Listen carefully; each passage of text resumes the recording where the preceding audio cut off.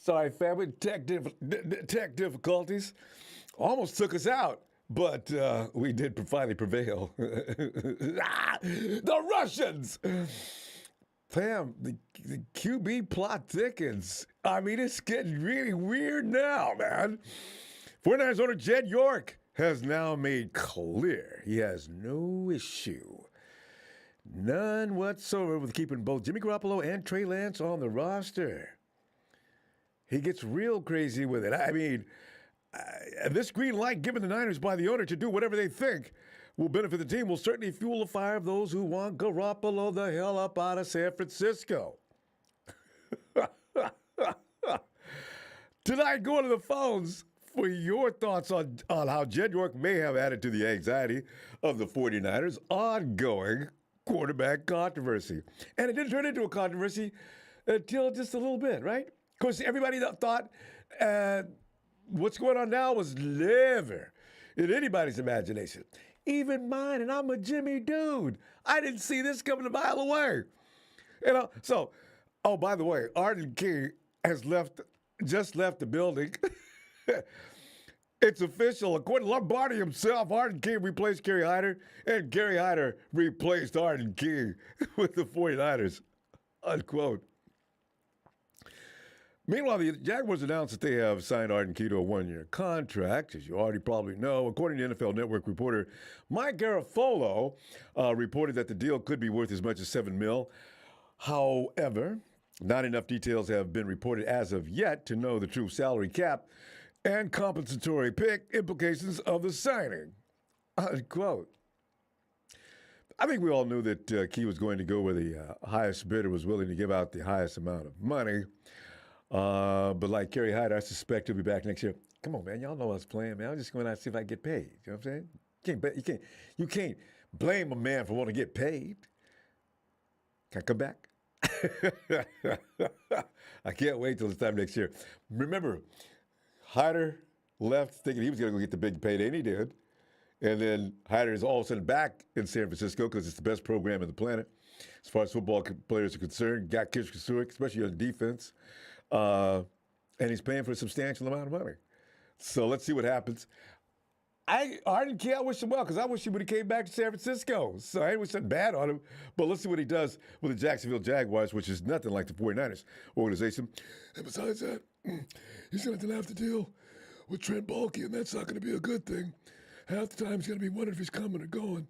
I can already see him calling Chris Kasurik right now and saying, listen, I can't handle this guy. Somebody should have told me about Trent Baalke. I didn't know. Trent!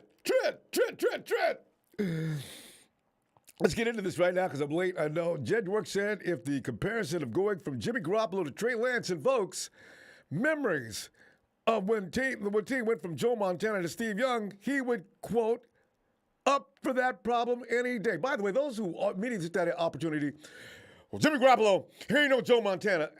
For that matter, we don't even know if Trey Lance is a Steve Young. That was not the implication. Why do people find any reason to start fighting about that? That is just bizarre. Anyway, the Montana Young era was significantly different from what is going on with Lance and Garoppolo. No matter what, an elbow injury forced Joe to miss the entire 1991 season and most of the 1992 season. Young, who was 5 years younger, threw for 2,517 yards and 117 touchdowns in 11 games. He missed 5 games with a knee injury. Montana didn't return from the elbow issue until the final regular season game in 1992. Young was named NFL MVP that year after leading the league with a 66.7 completion percentage and 25 TDs. This FYI, courtesy of Bay Area 49ers beat writer Cam Edmond. Shout out to you, Cam. Speaking at an NFL Fan Forum event in 2013, Montana described his relationship with Young when they were teammates. Quote, it's a team game, but it all starts with individual efforts. So my job with Steve was basically to make sure he stayed behind me. The game is not the same when you stand on the sideline with your uniform on. After you experience that, you don't want to be anywhere else.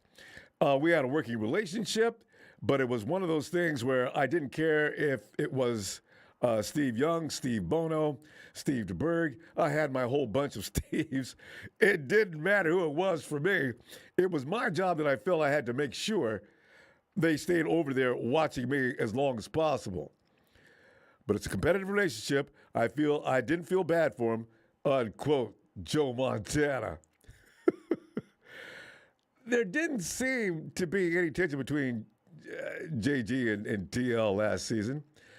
In fact, after leading the 49ers to a 23-7 win over the Houston Texans in Week 16, when Garoppolo was injured, Lance spoke about the support he received from Jimmy G the entire time, telling reporters, quote, "Yeah, I've said it a million times. Jimmy's one of the best teammates and leaders I've ever been around. So for me to have him, I know he's got my back on the sideline, whether good play or bad," unquote. There was an expectation, as you know, that Garoppolo would be traded at some point this offseason. In fact, I thought it would have been a done deal by now, and we'd be moving toward trying to find a backup other than Nate Sudfeld for Trey, which is really frightening. Well, people say Sudfeld's a lot better than you give him credit for. Okay, fine. Fine. The 49ers signed him. They must have thought highly of him. But he had a shoulder surgery. So speaking of Jim, he had a shoulder surgery earlier this month that has complicated that situation. San Francisco General Manager John Lynch told reporters this week that the team doesn't plan to cut JG, to the horror of many people just as far as 24 hours ago. Jimmy has a $25.55 million cap hit in 2022 if no trade offer materializes. That indeed is a scary fact, even for me, who, as you know, loves him some JG. I don't want this controversy, and I want Trey to be able to focus and concentrate. If you're going to trade Jimmy, then damn it, trade him. If not, then go with plan B, whatever that is, or C. However, regardless of popular public opinion, it has to be said the Niners have had tremendous success over the past 3 seasons with JG as their starting QB. That's just a fact. That's just the way it is. JG has a 25-12 record in the regular season. During that span, the team has played in 2 of the past 3 NFC Championship games and made Super Bowl 54 one of those times. That fact cannot be denied. You think about that for a minute and you figure like this. Shanahan, even though he's happy to get on with it, in the back of his mind, he doesn't win unless Mrs. Garoppolo's child is backing him up. That's just a fact as well. Anybody else out there, and I know about CJ and Nick and everybody else, but the fact of the matter remains, Shanahan has got to be a little concerned if he can still go forward and still win. Yeah. And I, you know what? It's true. I can't see. It's like a superstition. If I use my same baseball glove and I get a new baseball glove, I'm expecting problems. If I got new cleats and I'm playing football, I'm figuring they're going to do something to betray me during the course of that game. This is just, even if nothing else, it's a superstitious thing, you know. But but eventually, the Lance era will begin at some point. But Garoppolo's success at least gives the organization a solid fallback plan if he doesn't like if it doesn't like the trade offers it receives this offseason. And so far, and you don't know if John's telling the truth or not. They haven't had any trade offers. But John also said a few weeks ago, he was quoted saying, "I've got a couple of trade offers for second-round picks." See, this is what killed John's integrity with me as far as that goes. John, were you serious, or were you pulling numbers on the rest of the GMs around the NFL? I don't understand. So that's where it gets real strange. So I don't know. Yeah. So anyway, fam, let me get to the phone as quickly as possible because I say we're late. Guys, listen, if I say we're out of time, believe me, we're out of time because it's getting late. The East Coast, I've already done a job on them. I was supposed to be here an hour and a half ago. East Coast, Jersey, Philly, New York, Virginia, I'm sorry, Miami. What's going on? Finally. Fine. You know what? Jack I'll just is my neck. back.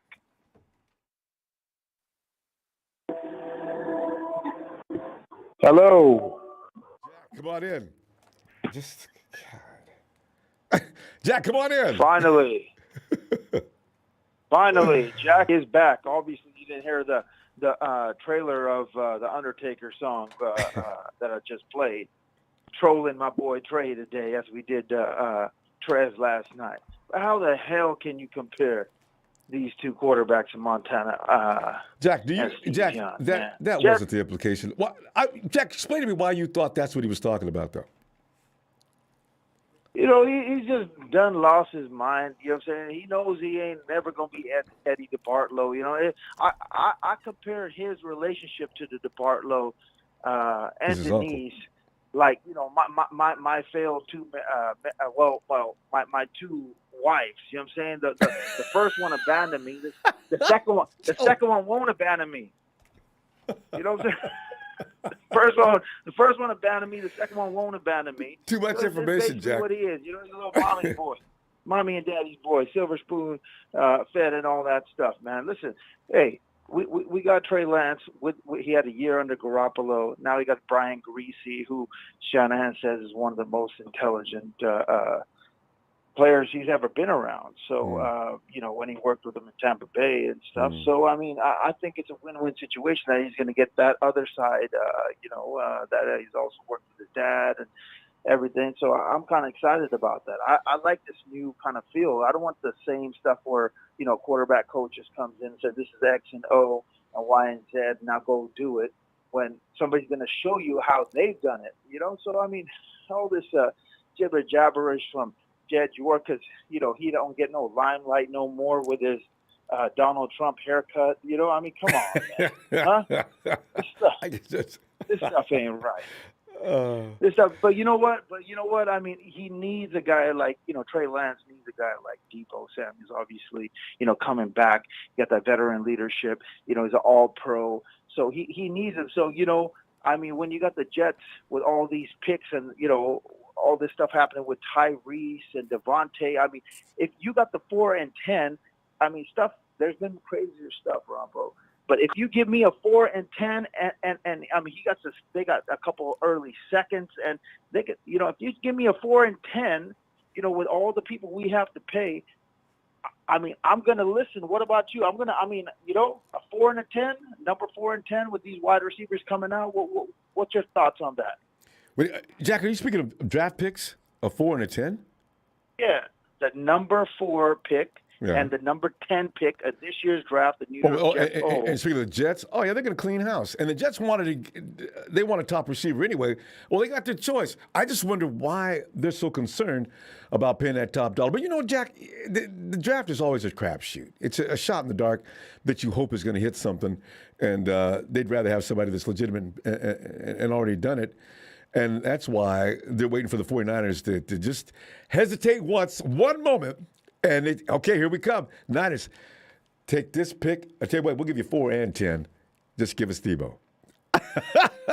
Debo's a bad boy, Jack. Talk about this, because you know, like we talked about yesterday, man. I'm telling you, John Lynch gets happy feet this time of the year, just like he did with when we got Kinlaw for Defoe. You know what I'm saying?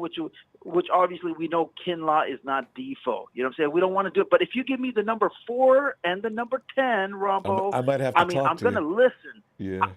I might have to talk to you and draft the 2 best wide receivers on your board, and, you know, maybe turn them both into all pros, because we got to pay all this money out and, you know, the cap space and everything like that. Hey, I'm going to listen, but don't get it twisted, everybody. I mean, I'm a Debo fan for life, and you know what I'm saying? I definitely don't want that to happen. Jack, so, you know, we got to keep it short. Let's just talk to that a little bit, though. If it's not Debo, sure you are. Is there anybody else that you could actually see taking a 4 to 10? If I don't take Debo, I got Fred Warner. I got of course, you can only get anything you want for George Kittle. Who else?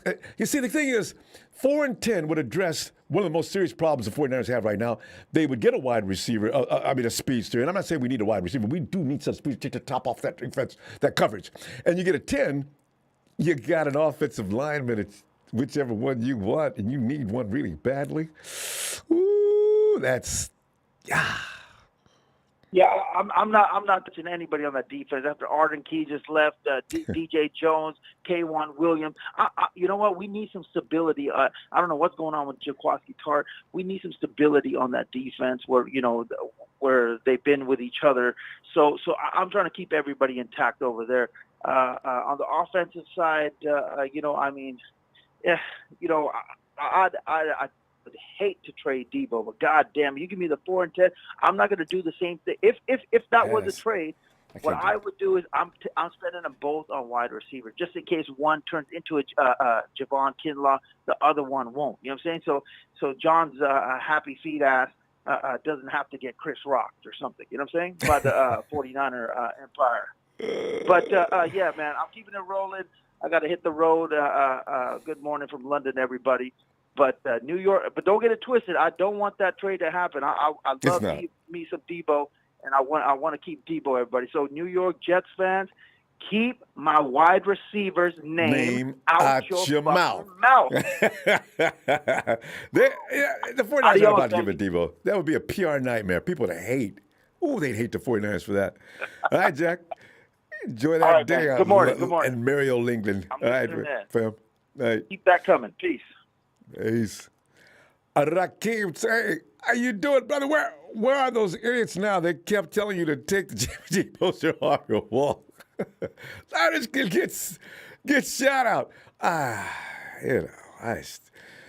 Thanks for Keith for that contribution, fam. And also Tony, TNT, the Tony Nagataki take. Tony says, Arden Key leaving is a good thing long-term for the 49ers. It's going to yield a better compensatory pick in 2023. Time to draft an edge, a DI tweener.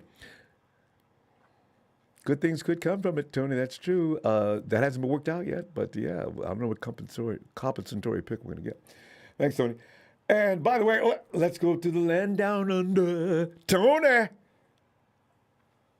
Ronbo. Tony, man, Jed York came in and it was uncalled for and probably something he should have just kept to himself. I've got a feeling, Jed York has been sucked in by Kyle Shanahan. Well, you see, that's what I was getting ready to say. You go ahead and finish my thoughts because I think we're on the same page. What do you think? What the hell made him do that? We got a confidence problem here, Ronbo. All right? And you said it a while back, I smell a rat. And now the rat has at least poked its head out of the hole. Here's my take on it. You can help me out with it, maybe Big Show as well, and anybody else.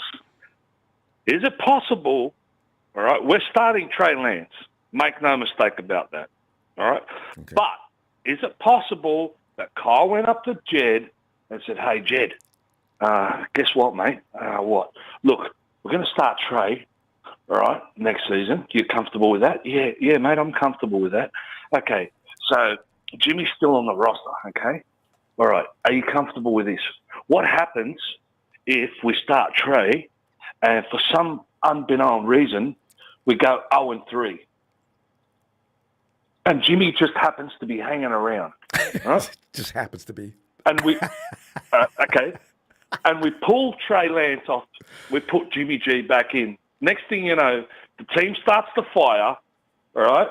And up comes a press conference, and Shanahan's there and goes, oh, you know how we do at the 49ers. We're going with the hot hand. Jimmy's won 3 games in a row. Trey's lost 3 in a row. So at this point, we're going to stick with Jimmy, and Trey has to brush up on a few little skills here and there. Right? This is all about, is Shanahan coaching for the team, or is he coaching for himself? Right? So he's got an outlet. He's going to start Trey, but if everything turns to shit so that he doesn't get the blame for it, he can throw Jimmy in, and then if Jimmy starts winning, and that becomes Jed's problem. Well, Jed said we could keep him, so, I did what I had to do. I could see that, because the thing is, I was also thinking, why the hedging and hesitation? Where's the confidence? If you believe the kid is ready, then just do it. I'm thinking like ready. This, Tony. If the kid isn't ready as far as Shanahan goes, this is the problem, and there's going to be a quarterback competition in camp. That way, everybody can witness and see who won. Trey wins, good. If Jimmy wins, that has to be accepted. It's all a setup. It's a setup.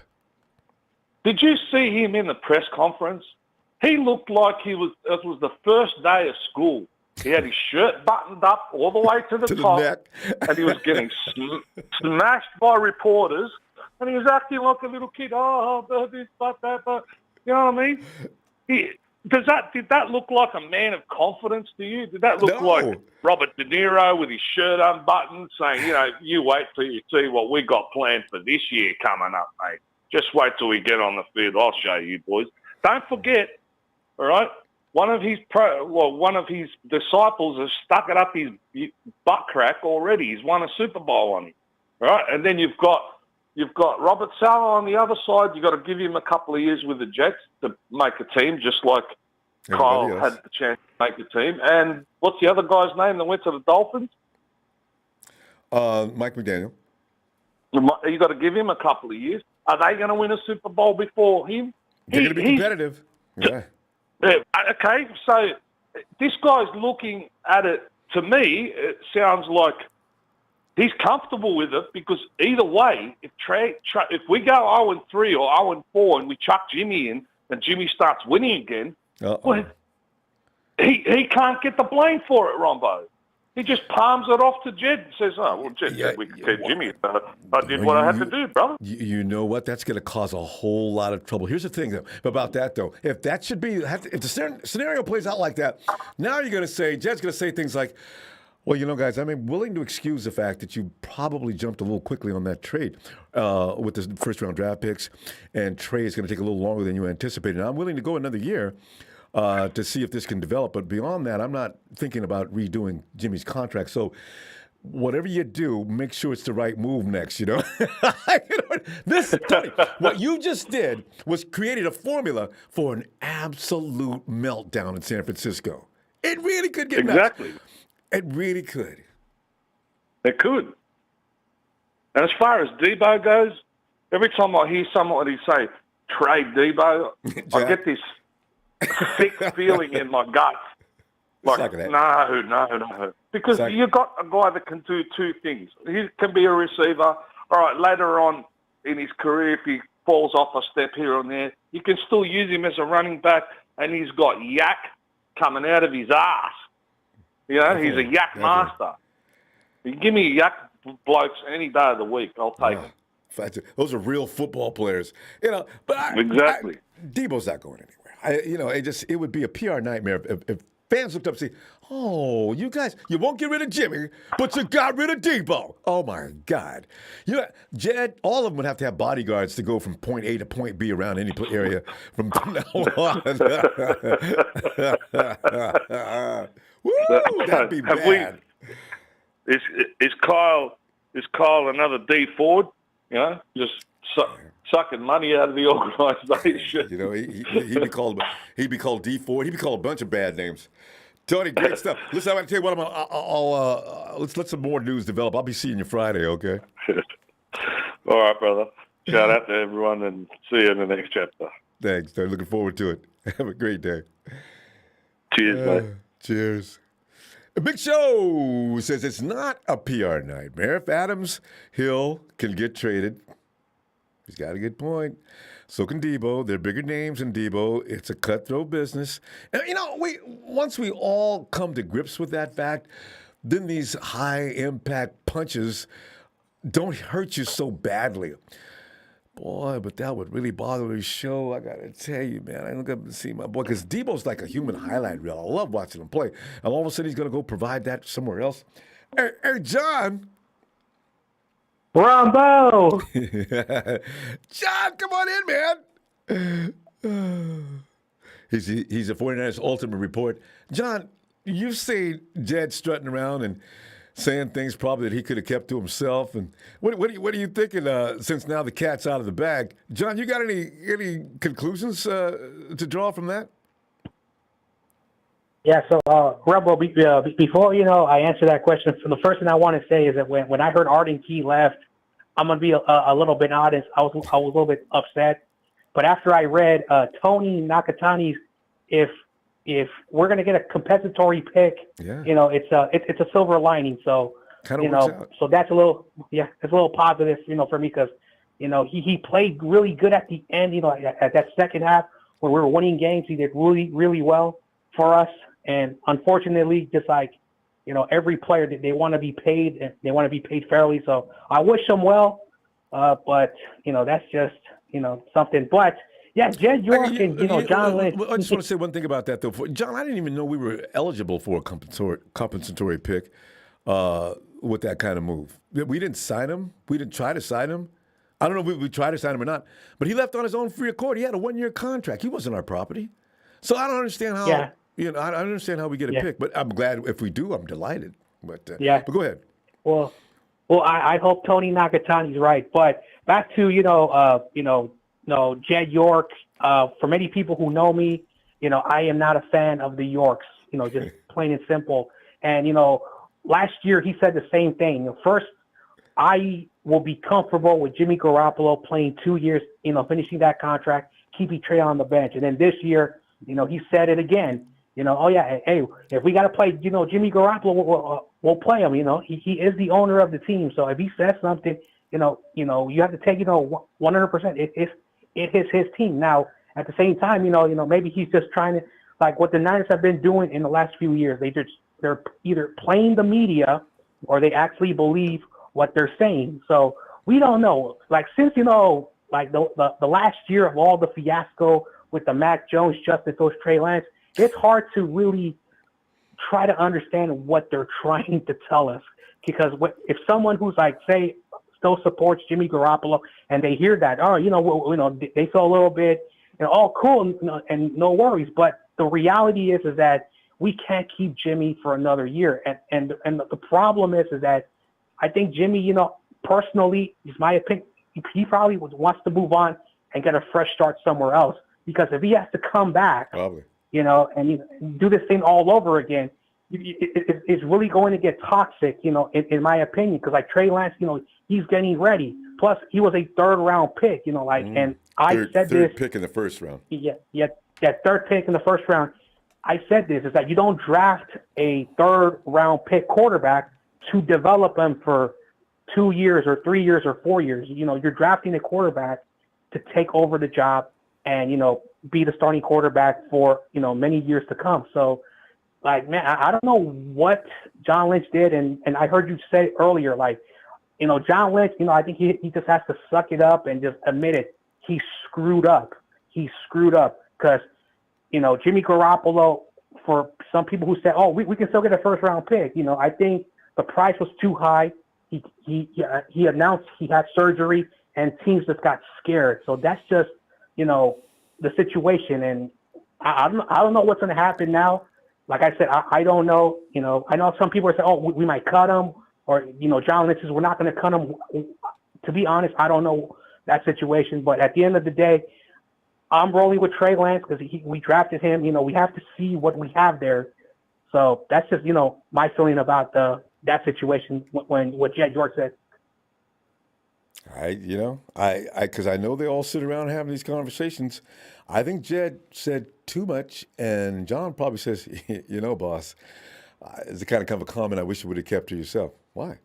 Well, what we said to you was in earnest and in confidence. We didn't expect you to go out and say things like that. Yeah. But you're the boss. It's okay. And, because like you said, Jed said last year he had no problem keeping Jimmy. Now, I don't know what that entails. His buddy Parag Marathi is probably going to make the math work out somehow if they do keep him. So I'm not mathematically, I'm no longer going. John, think about this for a minute. How long have we been saying the 49ers can't afford something and they do? So I figured they must know how to manipulate the numbers to make them work. John said that repeatedly. So, we'll see how it plays out. But I still think there's some kind of a fear factor going on with letting Jimmy go. I really do. Because otherwise, what are you going to? I'll take a 5th-round pick. I need him out of here because I don't want him on the bench and giving pressure to Trey in that fashion and the back and forth going. If Trey makes a mistake, then we get fans yelling, put Jimmy in the game. We don't need that. No team needs that. So what do you either get rid of Jimmy or tell us the truth, guys? What is really going on in Santa Clara? And that's what I'm thinking. But I could be wrong too. So we'll see. Yeah. Anyway, like you said, keep it short and simple. But before I go, I have some messages because I've been told by some people that there's been some Rams fans, goofing around in the chat. So I want to say something to these Rams fans. Stop being delusional. Stop thinking you're going to win 3 more Super Bowls, whatever. You're not going to do that. So I wanted to say that because apparently, I've been listening and I've been told by people that they're Rams fans, just saying nonsense. So I wanted to say that before I go. But Ronbo, it's always fun calling in. Thanks for always letting me talk about 49ers. Anytime, man. Looking forward to next time, too. And don't worry about the Rams. The Rams will come to a rude awakening in a few months. I can't wait. Yeah. All right, John. All right, and like always, Ronbo, just like shout out to Norm wherever he's at. It's Niners all day. Yes. All right, John. And it's Kenny Powers. Come on in, Kenny. Ronbo. Kenny. Well, Kenny, Jed comes out once a year, usually addresses the team after we get our brains beat out. Remember all those years he came in after the Harbaugh era when we were getting killed the last 2 or 3 years before the season, before Harbaugh left. And, now you got Jed all of a sudden says something, and it's got everybody's imagination going wild. Kenny, what did you draw from that? Are you concerned with Arden Key, since I did mention him earlier? Well, I was surprised when Arden Key did sign. Can't deny that. Mm. More importantly, I'm more concerned about Jimmy Garoppolo's situation. It's getting serious, isn't it? With his arm injury, he's in rehab, of course. Then he got that thumb injury. Well, that was first. I don't know who's going to take him. Once Deshaun Watson signed, everybody was shocked. Like, really? They're going to sign him for $230 million guaranteed? Guaranteed. Every And last when they dollar? signed, Damn. That's the first time. well, when that's they ever signed happened. Watson, I was thinking, you're going to sign Watson with everything looming over his head, and you're going to pass on Jimmy G? That right there told me something about Jimmy G, that they rather take their chances on Watson with his athleticism and everything looming over his head rather than take Jimmy G with his shoulder injury. But they're not in the same category. I mean, even me, if I can get a chance Of to get course Watson, not. I'm going to take Watson. Cleveland will never be in the same category as the red and gold. Yeah, Watson's above everybody, including everybody else that was available as quarterback. So he's in a different class. He has 21 or 31, 41, 71 civil lawsuits against him, so... I thought it was 22. They still took him over Garoppolo in his gimp shoulder. Oh, you gotta. I mean, you don't know how that shoulder's gonna be. And I'm gonna pay him $26 million or $27 million. If I'm going to prison for 15 years and I get guaranteed $230 million, are you kidding me? Can you imagine? Yeah, kidding. You know all those movies where they have like Burt Reynolds and what was The Longest Yard and Adam Sanders or Adam? Yeah, is that man? Adam? Yeah. The second time, can you imagine Sean in prison? I know, right? Hollywood be in there in a heartbeat. Listen, we'll pay you any amount of money. We want to shoot this movie here. We want to use real inmates to play football. We're going to bring in some actors, of course, but we want to shoot this movie here. We're going to give you guys any amount of money. Deshaun, what you got paid from the Houston, from who's he went to? Cleveland what you might as well call them the Cleveland Cavaliers. They're not even a football team. We're going to dwarf that, okay? When you get out of jail, and you're going to be out, what, 5 years? You're going to be the richest man on the planet. He's going to be out a year and like 6 months on good behavior. And you can still go play football, Yeah. So, but did you see all the players that left the Niners that got signed to other teams? I seen it today. It was I think it was over 8 or 10 players got signed. Yeah. And coaches. That's what we've Arden Key got signed. I was like, what? He left too? What? This is a big exodus. But the turnovers. We got 5 compensatory picks or whatever from other teams this year. So I don't know how that's going to go. You don't get them all this year, but starting next year. Yeah, we don't. Okay, then that sucks for us. Yeah. At least I think I'm accurate on that. I could. No, they have to process those things, and it usually takes the following season. Yeah, it does. Yeah. Because even with we got him though. I was like, well, what are we going to do with 5 picks? I don't know what we're going to do with 5 picks. Not in this draft. Right? This draft sucks. Hey, we don't even have our first round pick. Nobody was giving up 2 second-round picks for Jimmy G. Nobody was doing that. Everybody was bullshitting. No, John was trying to bait everybody else. But, there's a lot of wide receivers in there. We need a top-end removal for the defensive situations we have every week. We need somebody who can just slap the top off that defensive coverage, right? So there are speedsters galore in this draft. We could use one of those. In the 3rd round especially? Oh, we could, yeah. Dang. Better make sure that they're good.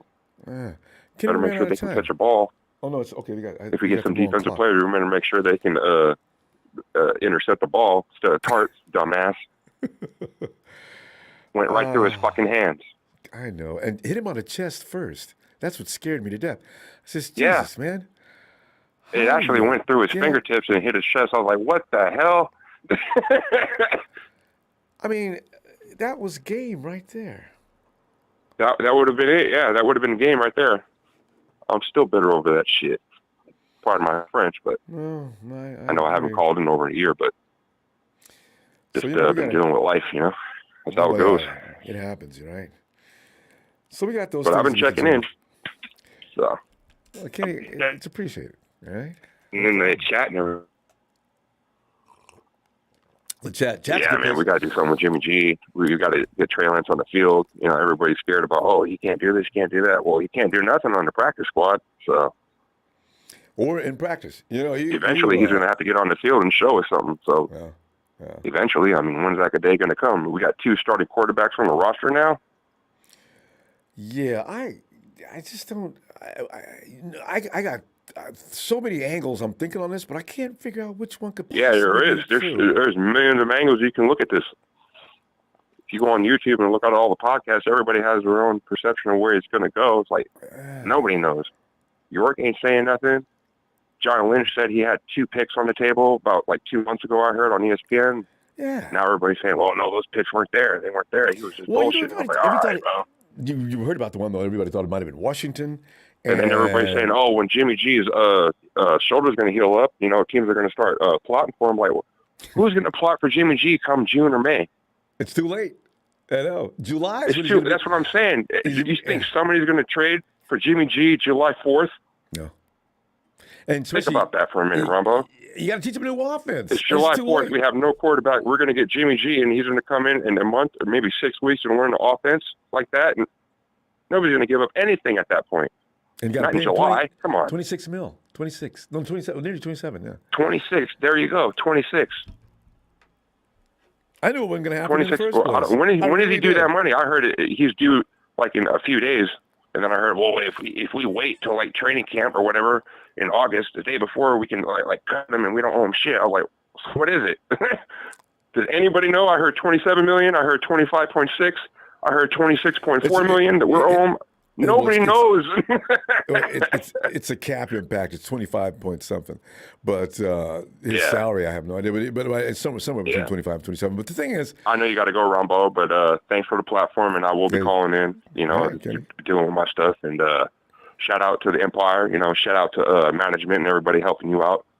Shout out to you, Ronbo. You stay safe and, keep it happening, man. I'm going to call in tomorrow. Whenever you. I'll be back Friday. Yeah. All right. Friday. I'll call in Friday, man. Looking forward to it. All right, man. Good to hear from you again. All right. For sure. All right. And let's go pick up Jay. Hey, Jay. Ronbo. Hello. Jay, come on in, Jay. Jay, I know the news must have knocked you completely out. Although it doesn't mean anything. It's just Jed York talking. But what did you draw from that, Jay? Because this goes against everything that you would appreciate. What's now? Let me see. I mean, that Jimmy's pretty much the greatest quarterback of all time, pretty much. And, we won a Super Bowl with him, and that's it, And, we have Steve Young in the bench right now. Basically, that's what Jed said. Yeah. So, I pretty much believe Jed. We haven't won, 20-something years with, the Yorks, it's pretty sad, but, whatever. Jed could, be. You know, it's a situation, and we should be used to this by now, Jay. Every off season we go through the QB situation, and everything else takes a back seat. I always often wonder, what if we didn't have to deal with the quarterback situation every year, and they could focus on the other things this team needs to fix up. You know, it's not. I mean, but it's the most important position, in the team, So that's why people talk about it, and But it's the same issue every year. You know, if they're not trying to get Tom Brady, they're trying to get Mr. I can't win another Super Bowl. Even though he's a great quarterback, Aaron Rodgers. I didn't realize. I agree with that. I did not realize it's been 11 years. I said, wait a minute. Aaron Rodgers get more love than Jesus Christ. So how is it? I didn't really notice that. He's been 11 years in the playoffs the majority of the time, and he can't get out of the playoffs to the Super Bowl. Excuse me, that's not good. It's some of it wasn't his fault, but that's the way football goes. And about Artie Key, it sucks that he left, but he just left because he wanted the money. That's why. That's what most players leave to get that bag, and that's it pretty much. It sucks, but oh well, who cares? Now we got Kerry Hyder for like $900,000, so I'm not that mad. Wait, is that right? I thought it was at least $1 million. Well, yeah, $1 million, I'm pretty sure. I don't know, but okay. Yep. Yeah, Hyder's already got paid last year. He's just delighted to get back with an organization that appreciates his work, and he can come in and do good work. And if Hyder does a good job this year, Jerry, he'll get a raise next year. Hyder's what, 32, 31, somewhere in there? 31, I'm pretty sure. And Ronbo, like, what's it called? When people say that, I'm gonna just say it right now. Trey is gonna be way better than Jimmy could ever, think of. I believe that. Honestly, do believe that because who couldn't throw for 20 touchdowns and 12 interceptions? Like, that's the most easiest shit of all time. I'm pretty sure. Like what? Like Trey is gonna throw like, let me see, 32, at least 32 touchdowns and like rush for 5. So in total, that's like what? 37. How many INTs? Did you say 5 INTs? No, I never said 5. Maybe like 9 INTs. You said 30. Oh, you said 35 TDs. Okay. Nah, 33 TDs and like another like rushing. He's gonna rush for like rushing 5 stuff, touchdowns. Oh, okay, yeah, 5 rushing TDs. Yeah. Yeah, like honestly, believe that Trey is gonna be way better than Jimmy, and yes, next year. What's it called? There's gonna be ups and downs, that's gonna be, ain't no quarterback gonna have a perfect, like, what's it called, season, it's just bound to happen an interception, I've always said that. And are you gonna be accepting mistakes from Trey? Because Jimmy, pretty much nobody's gonna accept any mistakes he makes. Are we all gonna still do that same thing? Come out with a red pen. Every mistake is going to be amplified 100 million times. Every accomplishment is going to be like, that's what his job is. I swear it's going to be the same attitude. There are going to be those kind of people because that's what a lot of us do. And Ronbo, another thing, yesterday I heard a caller, I think his name is Smitty or something. He said Trey's going to be a top 5 quarterback. Yeah. I don't know about that. That's too much for right now. But I do believe he could be a top 10 quarterback off the bat because look, Ronbo, there's not that many good quarterbacks in the NFL. Let's be honest here. Like, there's no 32 good quarterbacks in the NFL. Not in the NFL, period. Like, and then the NFC. Look, who's in the top right now? Patrick Mahomes, Josh Allen. Who else? Deshaun Watson. Let me see. Joe Burrow, Justin Herbert, who else? Maybe Matt Stafford, and who else? Tom Brady, Aaron Rodgers, and that's it pretty much. You forgot. You left Russell Wilson out too. Russell Wilson, but he's like 34, and that team is pretty ass. I ain't gonna lie. But Denver Broncos? They're all right. They have a good defense, but I don't know about their offensive weapons. They picked up a couple. Remember? I mean, yeah, they did. But that's 9 cornerbacks. I named, and There's not that many good quarterbacks in the NFL. You left Kyler. I need to get Peyton Murray out. Oh, Kyler. Okay, I forgot about that guy. He's too short. I forgot about him. But okay, yeah, I couldn't see him. Okay, but Yeah. It's a team thing. And it depends on any quarterback that's good, as long as he's surrounded with the right players, he's going to thrive. It's just the way it is. And Tua might even go nuts next year with what he's got now. So it's always that way. I mean, yeah, maybe Tua. I don't know about that, but yeah, and that's pretty much what I gotta say, Ronbo. And about the Rams, they were talking a lot of shit yesterday. They were saying a lot of crazy shit. They're delusional, Ronbo. They think they're gonna make it to another Super Bowl, Ronbo. Like, they just sound retarded. There's gonna be, Well, they're gonna be after they might make it a playoffs, but and that's it. Yeah, it comes with the territory. Once you win the Super Bowl, you think you're invincible and you're going to stay that way forever. It's okay. They'll find out. You lose too many people. They've lost some key players. Mm-hmm. Having Whitworth go was not a good thing. OBJ was actually the guiding force in that Super Bowl until he went down, and then of course Cooper Kupp took over. Stafford is going to give you a certain amount of turnovers. He's a quarterback that he's not held to that same standard as some quarterbacks, but Stafford can throw 15, 20 INTs, and people still think he's the most fabulous quarterback LA's ever seen.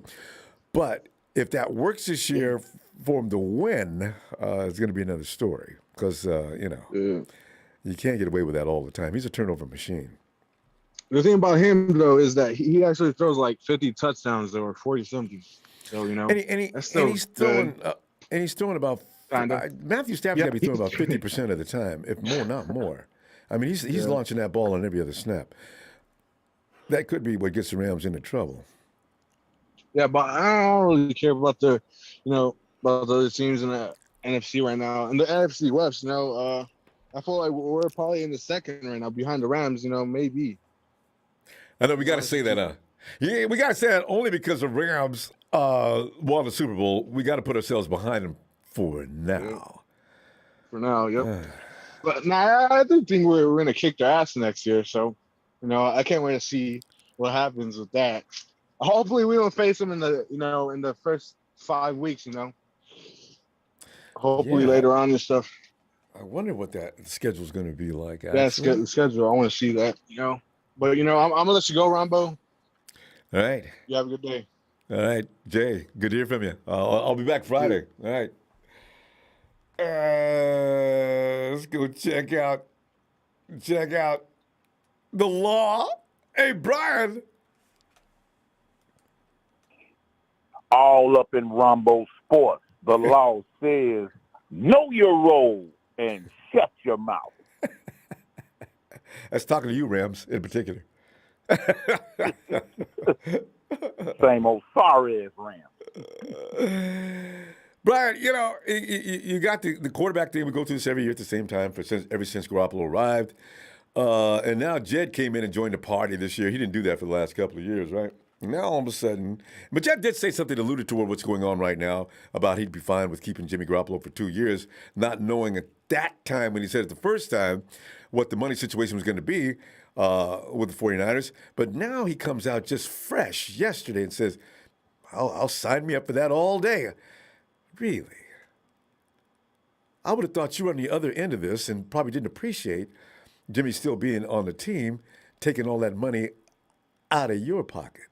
So apparently, if a reporter would have wrote it up, I would have said, oh, he didn't say that.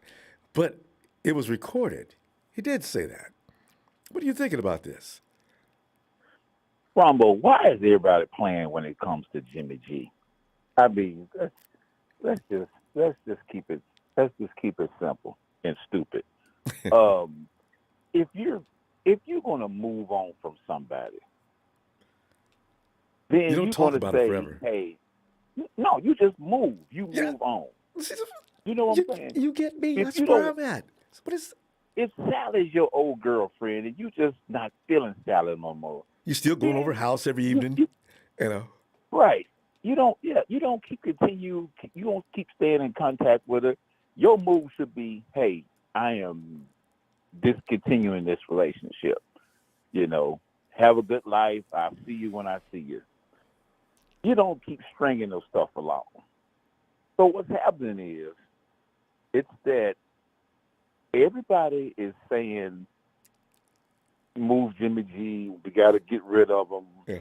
But the powers that be, I'm talking about ownership. Yeah. Managers. They've never said they don't. They've never said one thing about getting rid of Jimmy G. They never said that.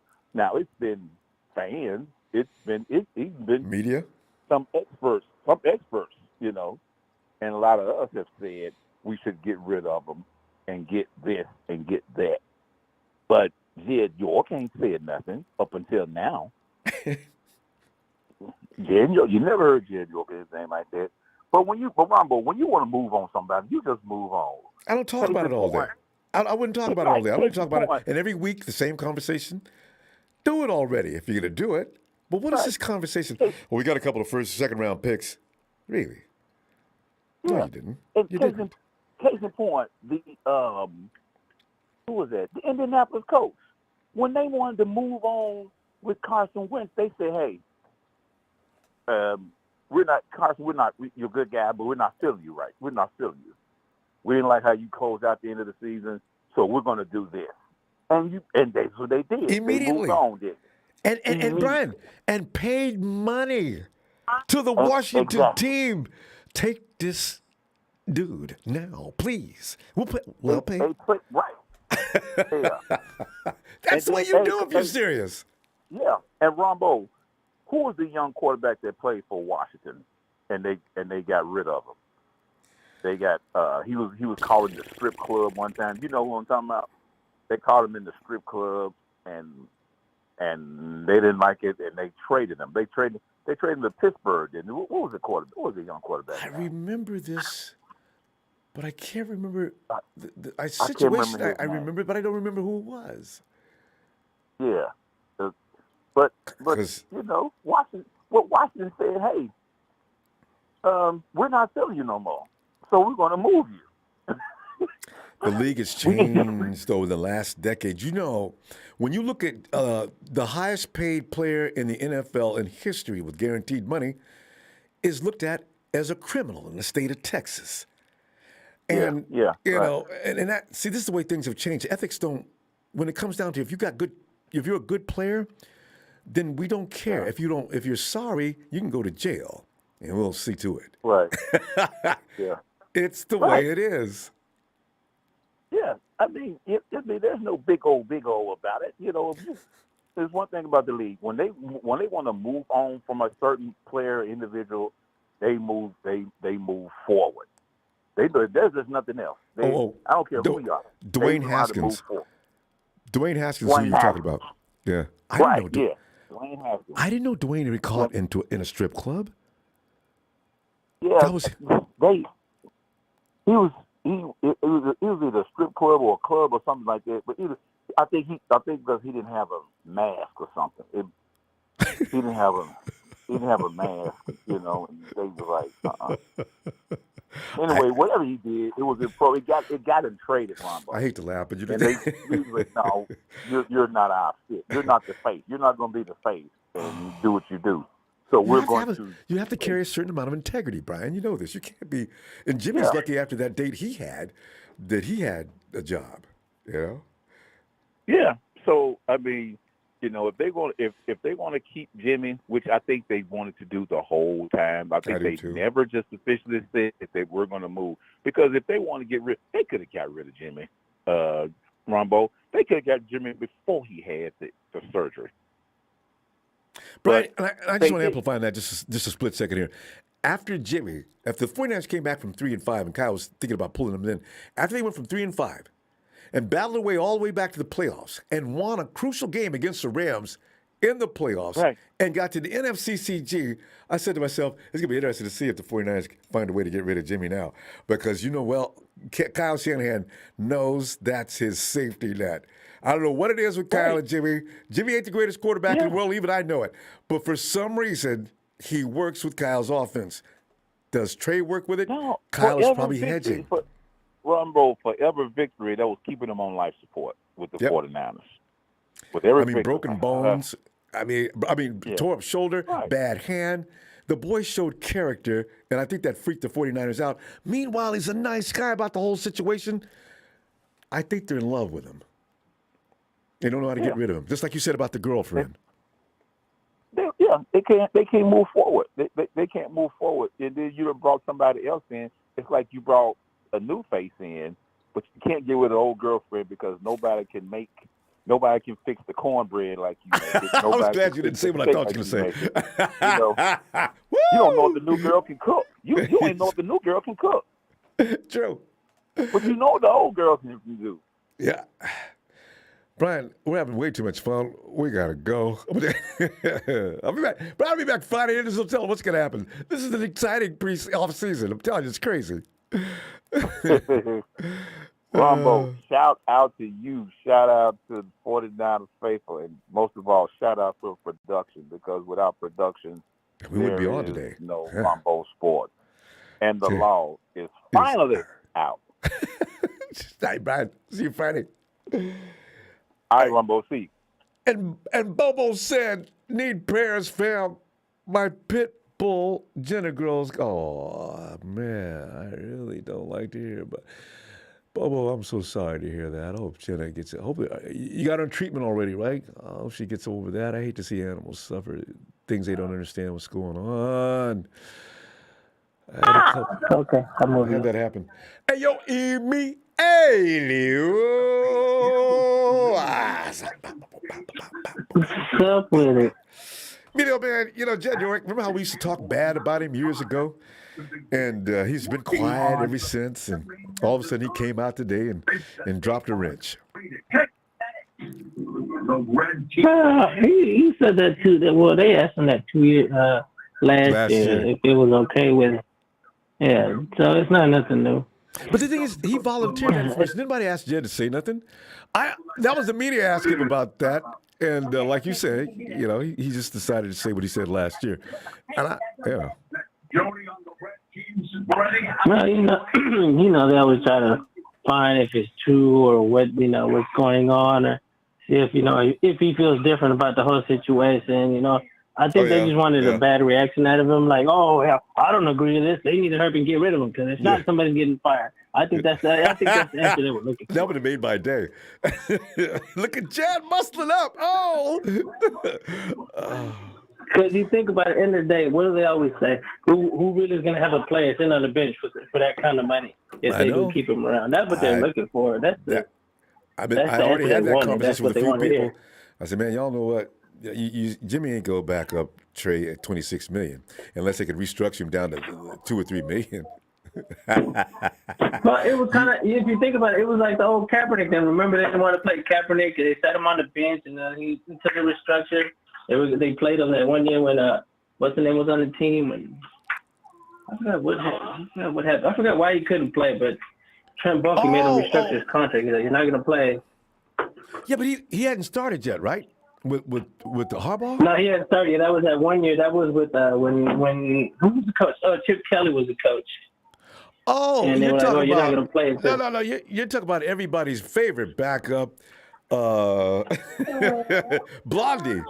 Well, what was that? Anyway, yeah, that year. Did they restructure him that year too? I didn't even.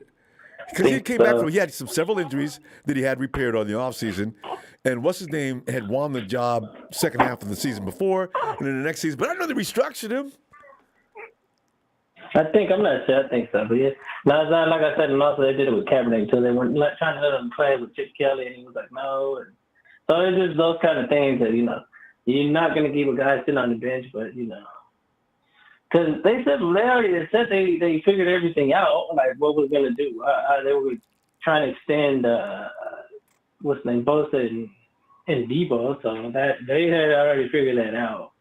I think they're thinking, and that's what I had said before anyway, their plan wasn't to keep Jimmy. There was never a plan to keep him, but then all of a sudden this comes in, so it's just a whole bunch of stuff coming in. And he said it had an effect on what they did in free agency. And see, John says that, and then he says something else the next day. So John is, you got to write things he says down, because John be tripping, man.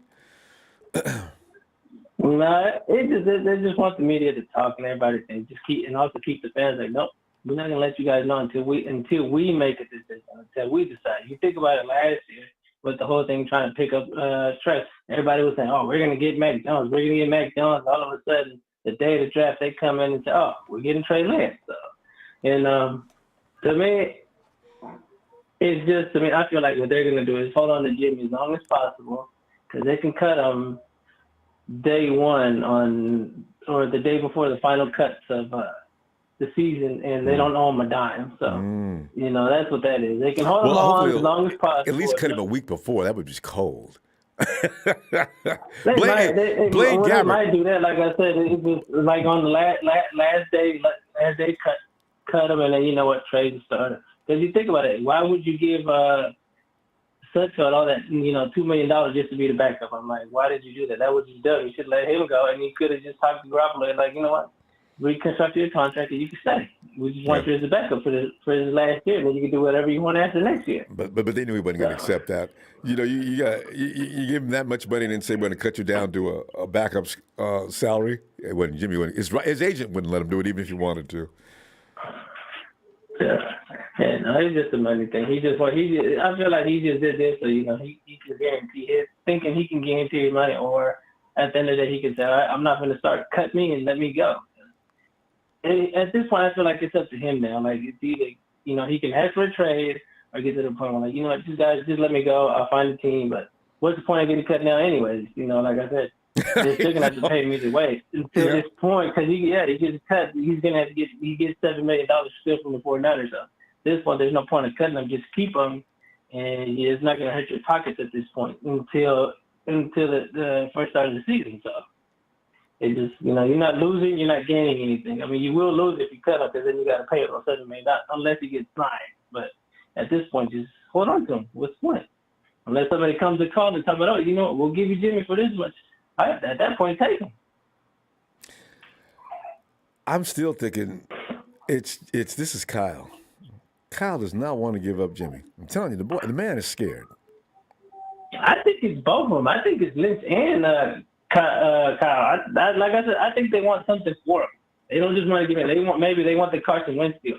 Give us the 3 and 4. Give us something. We're not just going to not give this guy nothing because you can really look at it. He's been to the Super Bowl and he's been to the NFC Championship. So not like he's not a winning quarterback. You can say in spite of Jimmy, but at the end of the day, Jimmy was still the quarterback on that team. He still got us to where he got us to, and you got to look at that. I think anybody in the NFL, if they didn't have a quarterback, I think they would sign him in a heartbeat just because of that. I mean, he is a winning quarterback. But I ain't signing you with no shoulder surgery. He's just an injury-prone quarterback. That's his problem. Right. That's the real reason we got traded. If he wasn't getting hurt, I don't think we would even have been talking about Trey at this point. We would have got something else last year. Because in 2020, they probably would have went to the playoffs there with that team they had, right? So Jimmy goes down in a heap, and of course, no, we're not getting there now. We almost made it anyway, but still, you still lost. So.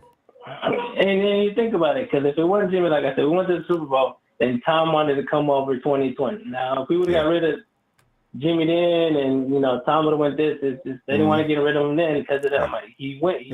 Not like he doesn't. So that's our stick. And you mentioned 2020. It's funny you picked that year. That's year when I think was that Tom in 2020 or was that Aaron?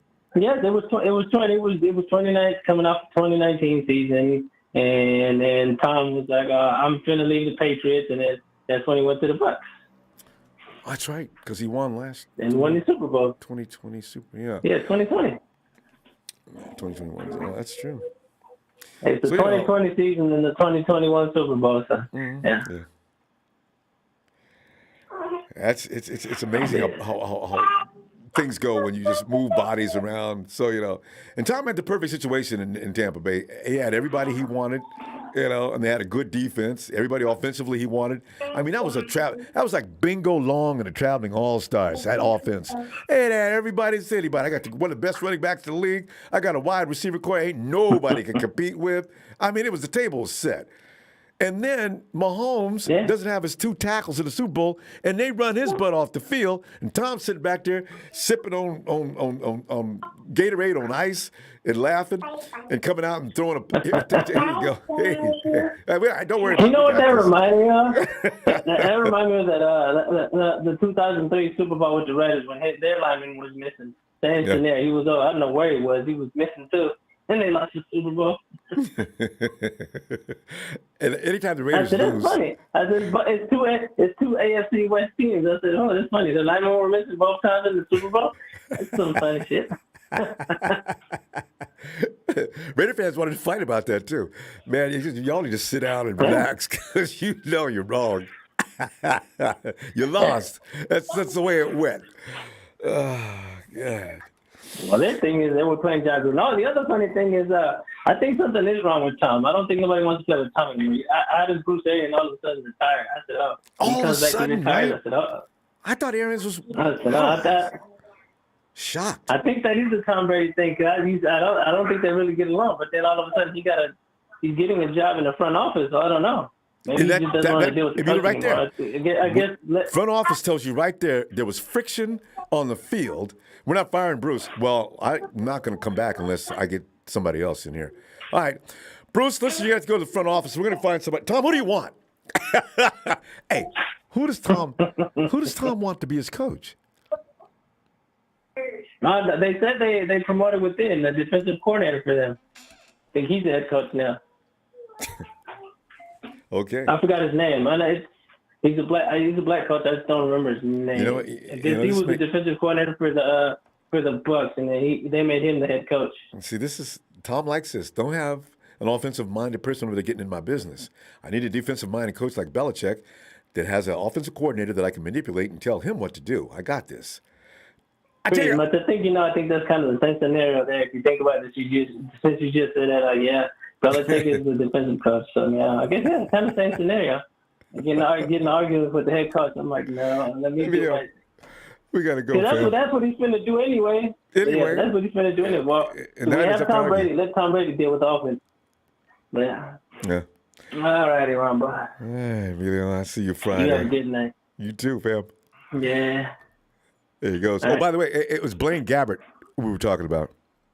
Oh, okay. That's what you got. All right, Emilio. See you Friday. Yeah, that was your favorite quarterback at the time. You know it. I tell you, man. We used to argue about that all the time. Cap was killing me. All right, man. Have a great night. All right. Forrest Winston says, this big win. Big win? Oh, big. I forgot your name, man. This big win out here in his big truck, making them big bucks. Winston says, haven't called in for a while, but always listening. There it is. Just in here in my big truck, trying to make a big buck. Big win. Holla, man. Good to hear from you. Thanks for the contribution, too. Hey, KC.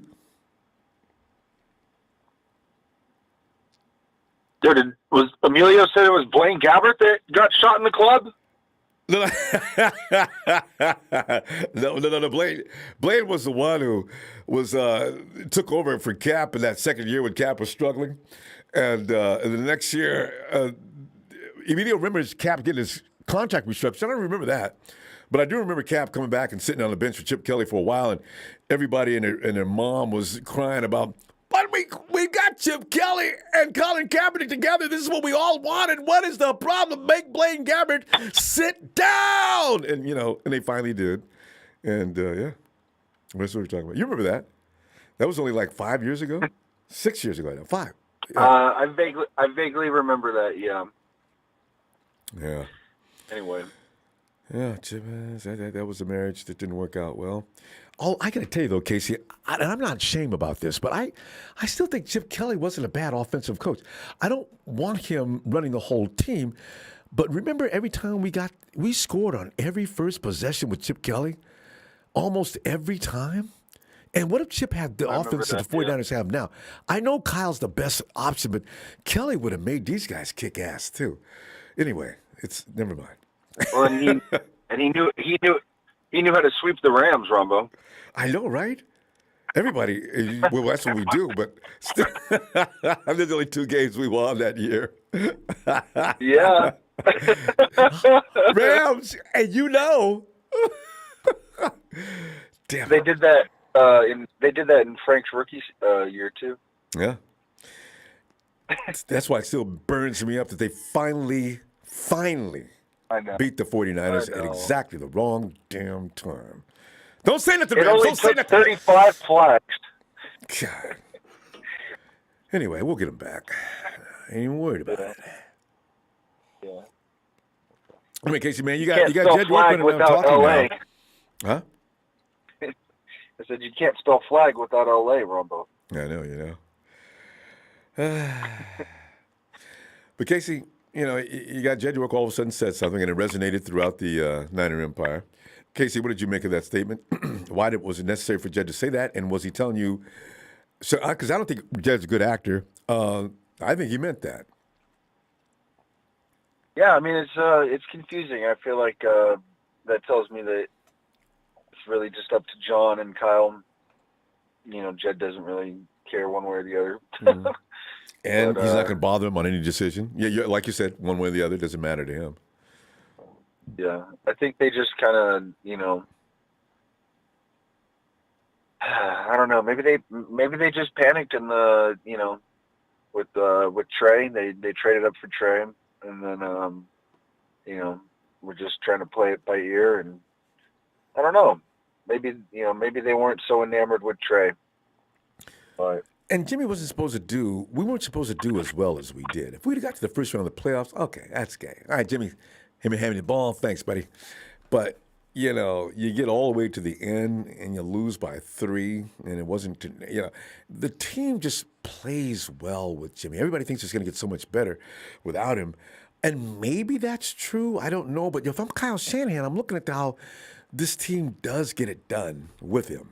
And that's got to be a scary thing to go to the next thing. Like somebody pointed out about the ex-girlfriend versus the new girlfriend. She can't cook. I enjoyed that, there's Brian. nothing that makes me think Jimmy makes them worse. You know, there's nothing that makes me think like, oh, they'd be 12-5 next year without Jimmy, or they'd be, you know, whatever it is. Like, I mean, he's a damn good player. And more importantly, they just seem to meld together. It takes a little while for a team to come together as one. And it seems like they probably did that last year. I mean, you're out of it. 3-5, you guys are so done. And they made it. I think, all the too, way to you the know, end. you know, in poker, Ronbo, you got to check emotion at the door. And I think they've definitely not been able to do that with Jimmy. I mean, if they had an offer for 2 second-round picks or 1 second-round pick, they should have taken it immediately. Yeah. But, you know, John probably feels like, oh, I can't just do this to Jimmy. I love this guy. I'm not gonna sell him for a second rounder or whatever. That's not the right thing to do, you know. So I don't know. I'm very concerned with their due diligence, Ronbo. I know. Starting to stink. It's unstable, isn't it? It's uncomfortable because you don't know. Niners, tell us the truth. What is the matter? They won't do it. Yeah. They won't. Well, and two, it's not. The frustrating thing is that there's no, like, you know, glaring need. You know, like teams. Like, I mean, maybe the Panthers. I don't know where he would go. You know, the Jaguars. I'm not sure what team. You know, it's not like we're waiting to hear back from anybody. They've got their first round pick, so he's not going there. Yeah. There's only a couple. What do you think about What do you think about the Seahawks trying to get Baker? Wouldn't that be something? I bet Bosa would enjoy that. Yeah, Baker's like, they just told Baker Baker's not going anywhere. We're going to be patient. This is going to be a patient situation in Cleveland. So, you know, Baker's going to be holding that clipboard and doing commercials. I wonder if they're still going to be doing those commercials. I love those commercials. I know, right? I know. That's so weird. I really do enjoy them. But no, I really hope he does go. I really hope he does go to Seattle. It's not Russell Wilson. He ain't going to be pulling off them miracle shots. I really can't believe the Hawks did that, you know? I mean, You know, Yeah, it's but kinda Russell like might in have his been putting prime, pressure on him too, yeah, on the sly, or his agent or somebody. The Hawks did that. They just want to go into rebuild. That's full blown rebuild now. They're going to start over. Yeah. Well, hey, Ronbo, I got a passenger about to get in the car. I'll talk to you later, bud. All right, good to hear from Casey. I mean, All right, bud. you know, the day's not right without you calling in. All right, so I'll be looking for Friday. Appreciate it, Ronbo. Have a good night, bud. Later, man. Thanks, man. All right. And Javon, come on in, fam. What's going on, Ronbo? More Hear me all off-season right? drama. You know how we do. We got to go through this. You know what I hope, Javon? Next year, though, I'm hoping we don't have to go through this, and we're working on other things. Because every year it's all about Jimmy in whatever situation, you know? And now we got Trey involved in the situation. So now it's like a soup with all kind of extra stuff in it. It's just, you know, I mean, Jed comes out and says that. Jed, what are you talking about? Y'all been talking? What is up with that? What made you say that? Who asked you? Oh man. So who you think we're gonna draft, Ronbo, with this first pick we got? Do you think we're gonna go O-line? You think we're gonna go receiver? I'm going O-line. I mean, if I had to bet on it, Javon, I'd say, because we get a pick at 62. Yeah. They're gonna have to go get O-lineman. They got to do it, Javon. They got to, unless they could move up in the second round and get me a wide receiver. I think we should go O-line. I agree with that. I mean, there's some good centers out there. We can get somebody to replace Matt because he's looking like he about to retire after this one. He's gonna try us one more time, and then we're gonna need somebody to replace him. Yeah, put him right there to learn with Mac. You know, see how he runs that center spot, and then we could just plug him in the next season. You know. He's got to be a sharp individual, too. The 49ers got to be careful with this pick. Make sure, because Mac is brilliant. That's why he does what he does. He may be physically good, but Mac knows what he's doing when he calls them defenses. And he could diagnose quickly, get that quarterback and everybody else on that offensive line knowing what's happening. That's a different person. Yeah. So I think, we should go line looking for a center. And, you know, I honestly, I think our defense is set. So I wouldn't see us going anywhere else with our defense. Do you think we need anything else over there? Well, everybody's talking about an edge rusher. I'm just going along with that crowd. If we could find an edge rusher, Kerry Hyder's 31, 32. Ibukum is somebody I use as a rotational piece. I do like also rotational. Yeah. On the edge. I do like the other dude. Willis. I like Willis. Jordan Willis. Yeah, I don't know if is he for real? You know, he got a lot of sacks for the amount of time he played. Yeah, coming he's in middle quick of the off season. the line. Yeah. He's quick off the line. So I feel like our edge is set. You know, along with plenty of rotation. Yeah, we got plenty of rotation. You still got Hurst coming back, Kevin Givens coming back. But yeah, we re-signed Willis. Don't forget the same dude with your name too. I got some plans for Big Javon. Oh yeah. Why can't count him out? Because everybody talked about him before he left. I'm telling you, I'm looking for big things from him. We'll see. Yeah, I mean, he's already elite on run stopping. So let's definitely bring him in there. You know, I feel like he's gonna have a better season than what DJ Jones did for us. I mean, we also brought Ridgeway in. That's another D lineman. I like him. So he looks pretty good. So, I mean, we've already planned for Key to be gone, is what it's looking like. So I know, right? In fact, Art might have a problem making his team now, because I don't know if he could beat Hyder out. You know what I'm saying? No, he wouldn't. He wouldn't. I don't think so. I really don't. And also, you see what he was talking about. He wanted a bag. He wanted a deal like DJ Jones got. DJ Jones went for a 3-year deal. Can't be mad at that. But Key went over here and left for another 1-year deal. So you're just gonna keep hopping from team to team each year. He's gonna be the next my other favorite guy, Clowney. Man, Clowney, every year when you look up who's available at this time of year, Jadavian is always available. John, we can wait till next year if we need somebody next year. Jadavian, you're still available, ain't you? Yeah, man, y'all gonna tease me? No, we'll give you a 2-year deal. Yeah, and that's who we've been trying to avoid. We're not looking for folks that's just looking for 1-year deal on the D lineman. We want guys that want to build this chemistry and really try to come in and really try to mesh with the group of core D linemen we have with Armstead and Bosa and them. So I feel like that just fit perfect with us seeing Key going for that 1-year deal was just it was enlightening, is what I would say when I was They're looking going to at draft that. one too, Javon. This is what the 49ers do. Every year we draft at Yep. least one defensive lineman. There's going to be one. But not yeah. before an offensive lineman, I don't think. I guess. Oh yeah, we definitely gonna do that. So Chris Kosaric, you see what he does with D linemen. I mean, we've been top 2 D line, number 1 D line pass, consistently past 3 years. So I think we're gonna be good there. What you think about the nickel corner? I'm worried about that because I don't want to see Mosley in there, and I figure he's going to be the number 1 candidate. Wait a minute, we picked up what's his name that we picked up? Darquez Denard, I believe.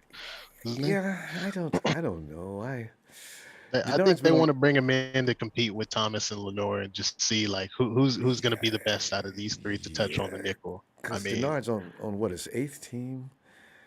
Yeah, I mean he got a good he had a good interception on Robinson last season. He kind of locked him down, so I guess they see some type of potential. He doesn't suck, and you know what? It happens, Javon. It sometimes Better it than depends Norman. on what program you get into. Yeah, no, Josh is out of here. You notice you haven't heard his name. Yeah, Nah. but it depends on kind of the system you're in. Some apply to you better. I got big plans for Ambry Thomas too. See, I don't want him sitting down because Ambry, he's quick. Can we make him a slot cover? Yeah, he is quick.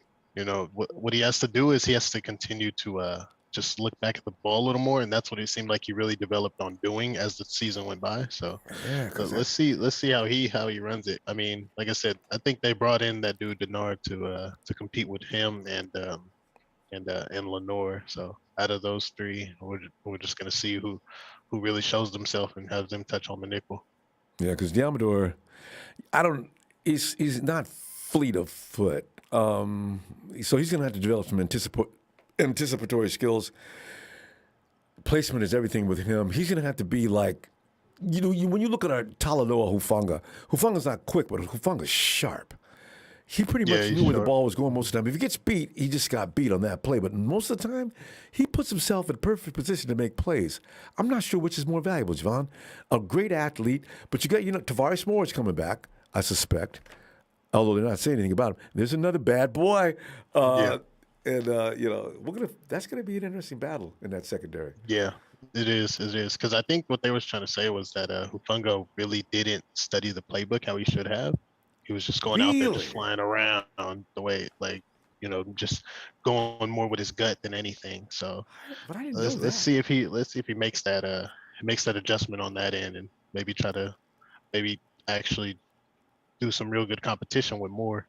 Yeah, it's only going to help him if he learns that playbook. Only can help him. Because then he knows the X's and O's properly and how to position himself within the. I can't believe that, Javon. I thought he knew everything about that playbook. Oh, no. So, you know what? I got a lot of faith then. He's going to be excellent then once he stops acting silly and learn the things he needs to pick up. Wow. Yeah. Yeah, definitely. I believe it too. He can definitely make some good improvements. So let's see how it goes. We still got Captain Fred over there. All our linebackers been solid in coverage. I always tell you that. Last one. Yeah. Well, Javon, look at this. We're out of time now. Javon, I'll be back Friday, and let's see what develops next in the adventures of the 49ers. Yeah. Catch up with you, Ronbo. Appreciate you. Looking forward to having me on all the time. Anytime shout and all out the to time. the faithful. And thanks, fam. Yeah, we going next season with Trey Lance. There you go. All right. And let's go. Hey, yo, Ellis.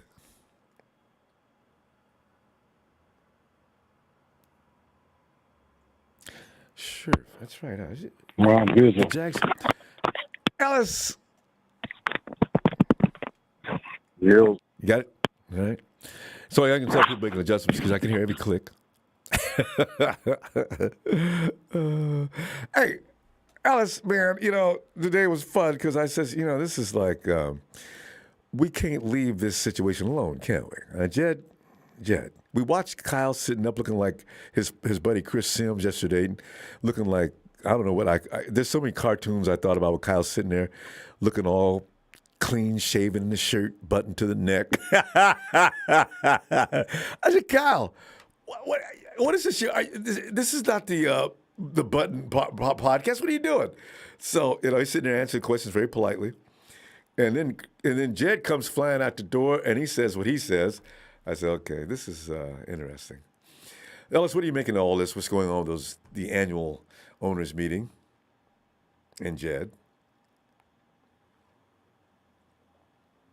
I didn't even get a chance to hear about or listen to myself whatever Jed said fully, and I heard little bits and pieces of John. I did watch Kyle and hear him talking. So I mean, it's a bunch of cat and mouse. It's a lot of it's a lot of stage, a lot of fluff going on, and man, if Jimmy didn't have to get the damn surgery, he'd be gone. They're not finding an excuse to try and keep him. They have no choice at this point because of the damn surgery. It blew up the plans. So now it's the plans have changed in some capacity. We don't know if there's a possibility that Jimmy gets traded. I doubt it'll happen before the season starts. I'm thinking they're going to either have to. What I don't want is for us to pay him all that damn money just to stay for one more year. I mean, just fucking extend him. Just extend him for another year or two or something, and spread the money out. Leave it, make it to where we can cut him next year if we want to, or the year after. Because you make it more easy figure to trade. Yeah. Yeah, man, and let him get his legs, his arm and everything, his legs under him. I'm just using it as a figure of speech, but get his body back right, and maybe be able to show that he still got. That he still got some ability to, to play at a solid level in his league, so we can at least get something back. Because then we get a compensatory pick if we keep him for the year, or keep Jimmy for a year? No, I don't think so. What's that? I kept hearing something about us getting a compensatory pick. Is it if we kept him for another season and traded him, or what was that? I don't know where I thought I heard. No, there's no grounds for that. He's under contract. I mean, if you trade him, a trade. No, equal value. I know what you're talking about. The equal value thing. If you get less than equal value for Jimmy Garoppolo, then you get the compensatory pick. But that's usually player swap, I think. Or that's a really. Okay. I got to go back and read that one. I forgot that. But no, you can't just get one just for him being kept on the team, though. That for sure. Yeah. Oh, yeah. Well, I knew it was something that was, related to where we can get a pick, an additional pick for him, but we would obviously have to keep him. But I mean, it's at this point, if we can't. I mean, cutting him would. I mean, it could happen. I don't see how you pay Nate Sudfeld, that amount of money to be a third string quarterback. But like I said, he was given his contract. How much did Nate get paid last year? He got paid $2 last year. I don't know. I think. I don't know. Yeah, he got $2 last year, right from the beginning, which made it pretty sure they weren't going to keep the other kid from Arizona or UCLA. He didn't have a chance. Shit, we could have got Cam Newton for a 1.5. You know what I'm saying? What's going on? But I'm just saying if they're gonna do that, if they're gonna sign Nate Sudfeld and have him on the damn practice squad, it's just available on some just in case type stuff, which seems like if we keep Jimmy, that's what it's gonna end up being. Then I mean, it is what it is. There's nothing that any of us could do about it. John dropped the ball. Kyle always keeps 3 quarterbacks, though, fam. Kyle always likes to keep 3 quarterbacks, so that's just what he does. So let's go. Yeah. Sudfeld, I don't know if he had anything to do. You can lose 2 so quickly.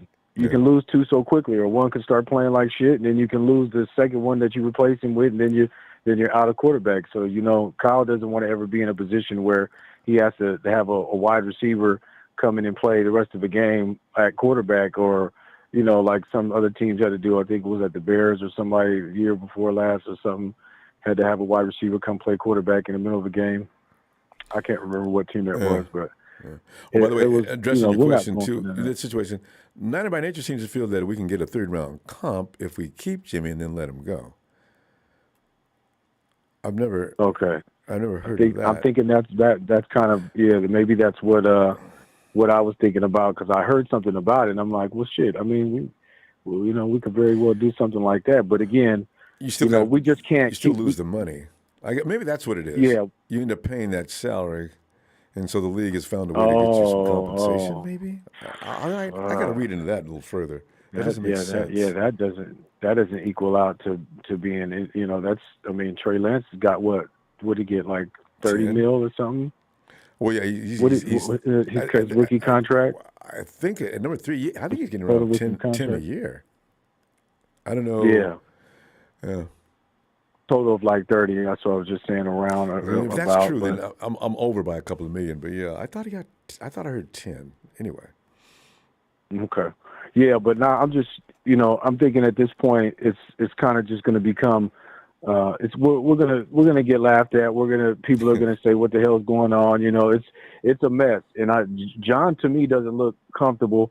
Kyle, he's got bags under his eyes. Didn't look like he slept very much. When he was talking, they're a bit stressed out over there. Things aren't. Jed might be the only one that's comfortable over there, only for the reason that he's the owner and he can just. He can just push the button, and eject whoever the hell he wants, up out of here. I think this will be John's last year as a GM for us. I'm thinking Adam Peters needs to get a promotion, and we need to say goodbye to John so he can go get that nice big contract and go do some commentary. Because he's blowing it out of his ass at this point. Kyle makes that call, though, as far as his general manager. So. Yeah. Well, and I don't think he would be opposed to having Adam Peters come in anyway, because Peters is doing a great job. They know each other they know each other well. Maybe he would have been with the Giants. You know what I mean? He was one person away from being with the Giants. True, but I still see them having to have a falling out before Kyle okays that. I think they probably come close at this point. Yeah.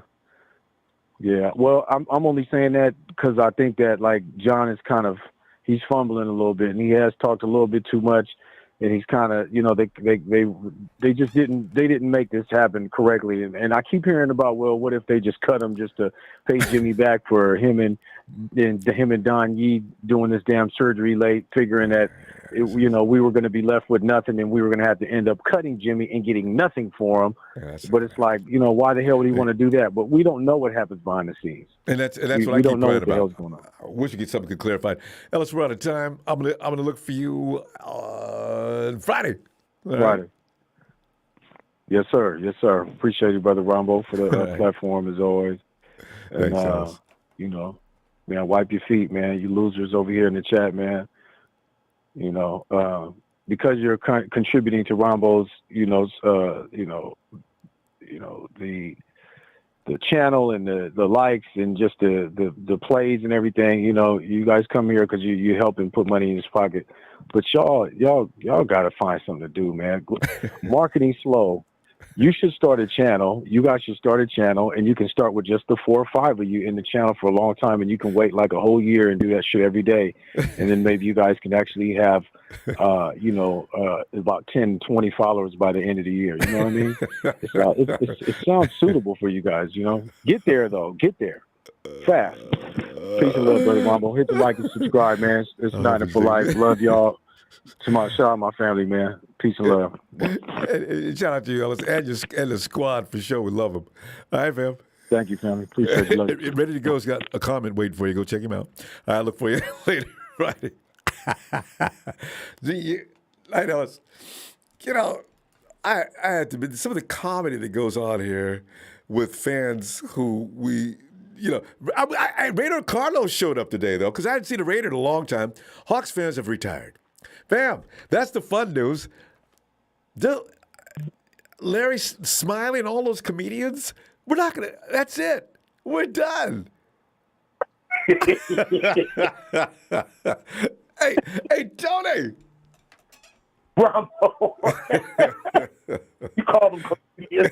Well, because Joseph Smiley used to write in caps, so you can't miss what he's saying. In the corner of my eye, I would try to ignore him, because when I see a comment that I really don't especially appreciate, I try to just keep moving. Don't dwell on that crap. So, but Smiley wrote in large caps, and he wrote one sentences. And I kept seeing the word delusional. I said, this one vocabulary, mama, I want to, and it was always penetrating. And then Tommy Testosterone, the name alone was annoying. And then you got you know, they have 4 or 5 guys that were just really just. I saw that every now and then. Guys, you know what? Don't let the Hawks walk through here like this. You know what I mean? I said, get them. But anyway, because Rams seem harmless, they're actually. trying to beat their own chest. Yeah. Look at me, and all this stuff. Yeah, Tony, I'm impressed with your battle with these people in there because you're like that neutral force in there, you know. But they're still coming at you. But anyway, hey, Tony, you know all fun.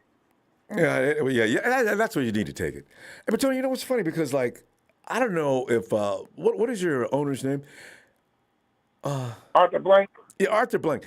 Arthur rarely. Most GMs, you rarely hear from them. You know, Arthur. I remember that year Arthur did come out.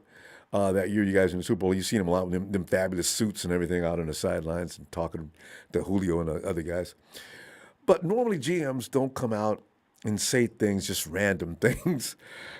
So today, we're looking at Jed York coming out, opening the door, swinging, and immediately hit him with the question. He was unrehearsed, I guess.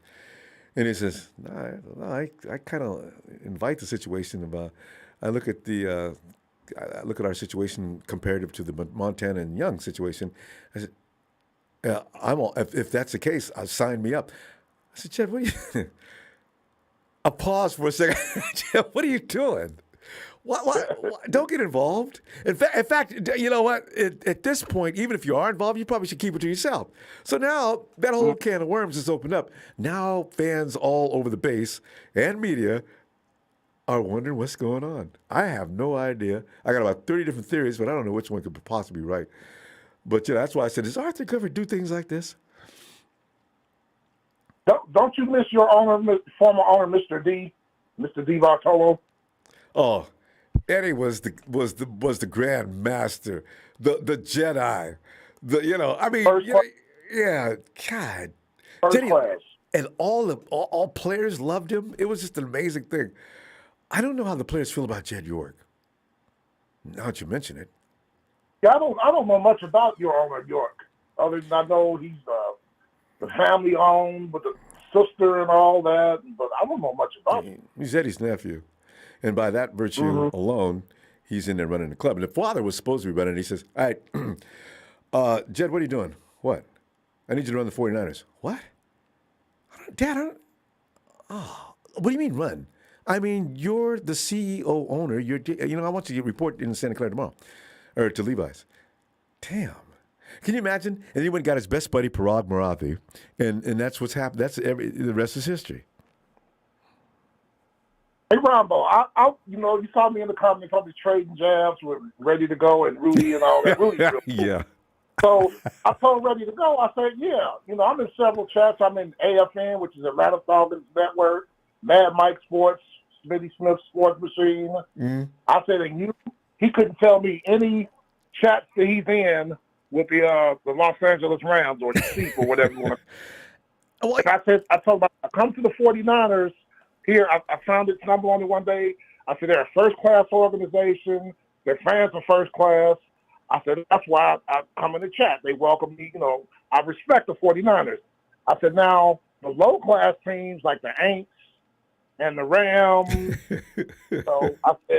I said, nobody's thinking about them. Don't forget the Cowboys. That's a whole other class, But the thing is, Rudy's running a podcast, I think. Yeah, he is. Hey, did you heard about Bruce Arians stepping down? Yeah, I did. And go ahead, connect the dots. How come that happened all of a sudden? Bruce could have left last month. Why now? I don't know, but I know he's an older cat. He's gonna be working the front office, and Todd Bowles gonna be the new head coach. So, we'll see how that works out. And they may have been trying to get a compensatory. I wonder if you get a compensatory pick if you just move coaches up in status. Tony. It's going to become a game at some point. Okay, and you know what I don't like about this whole situation? I don't like the fact that they're being made to do this. This bothers me. If I, Cody, you or I go get a job, right? And yeah, come on in, Ronbo, and I want to sign in. We really appreciate you coming on and joining board with us. First thing I say is, did you guys pick me up because I'm qualified for this job? Or did you pick me up because I'm black? Oh, that's not fair. No, it is fair. Because if you pick me up for that latter reason, I'm leaving. I just want you to know. I'm here to do a job, to make things better. If you don't think I can do the job, then don't bring me in here just because I'm black. Yep. that would really bother me. God. It shouldn't matter if you're black, white, green, or yellow. It shouldn't matter. That shouldn't even be an issue. Am I qualified for this or not? Yeah. I said in the chat earlier, this is before you even said his name, you said you guys were looking for another defensive lineman. I typed in the comments, I said, well, Ronbo, Jadeveon Clowney is still free if you want to pick him up. And then I put that was before you ever said anything. Jadeveon will always be available. Anytime the season ends, you can look for Jadeveon, take your time. If you can go turn over every rock, and if there's nothing else available, call Jadeveon. He'll be there.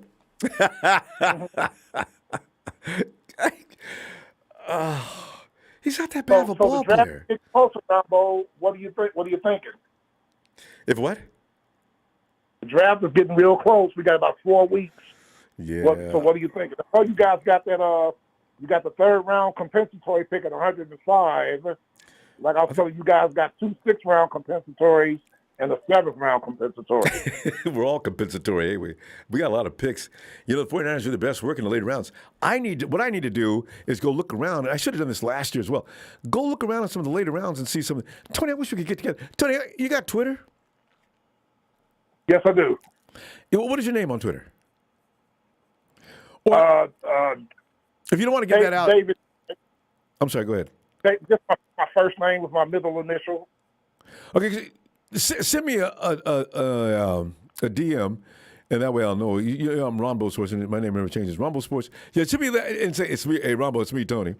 And let's talk, because I need some education. I've been like you, I've been collaborating with Big Show on who's who as far as the draft goes. And Tony, the other kid I've been they actually raised on this program, little kid is sharp as a razor when it comes to who's available in the draft. So I'm just trying to find out, because I don't watch college football enough. I need to be educated on who's good and who's to avoid, you know? So. Yes, sir. I know a lot of players, middle rounds, late rounds. And anybody in the chat that says that, I'm going to get on you. We are not drafting Malik Willie Beeman Willis. We are not taking him. Don't listen to me.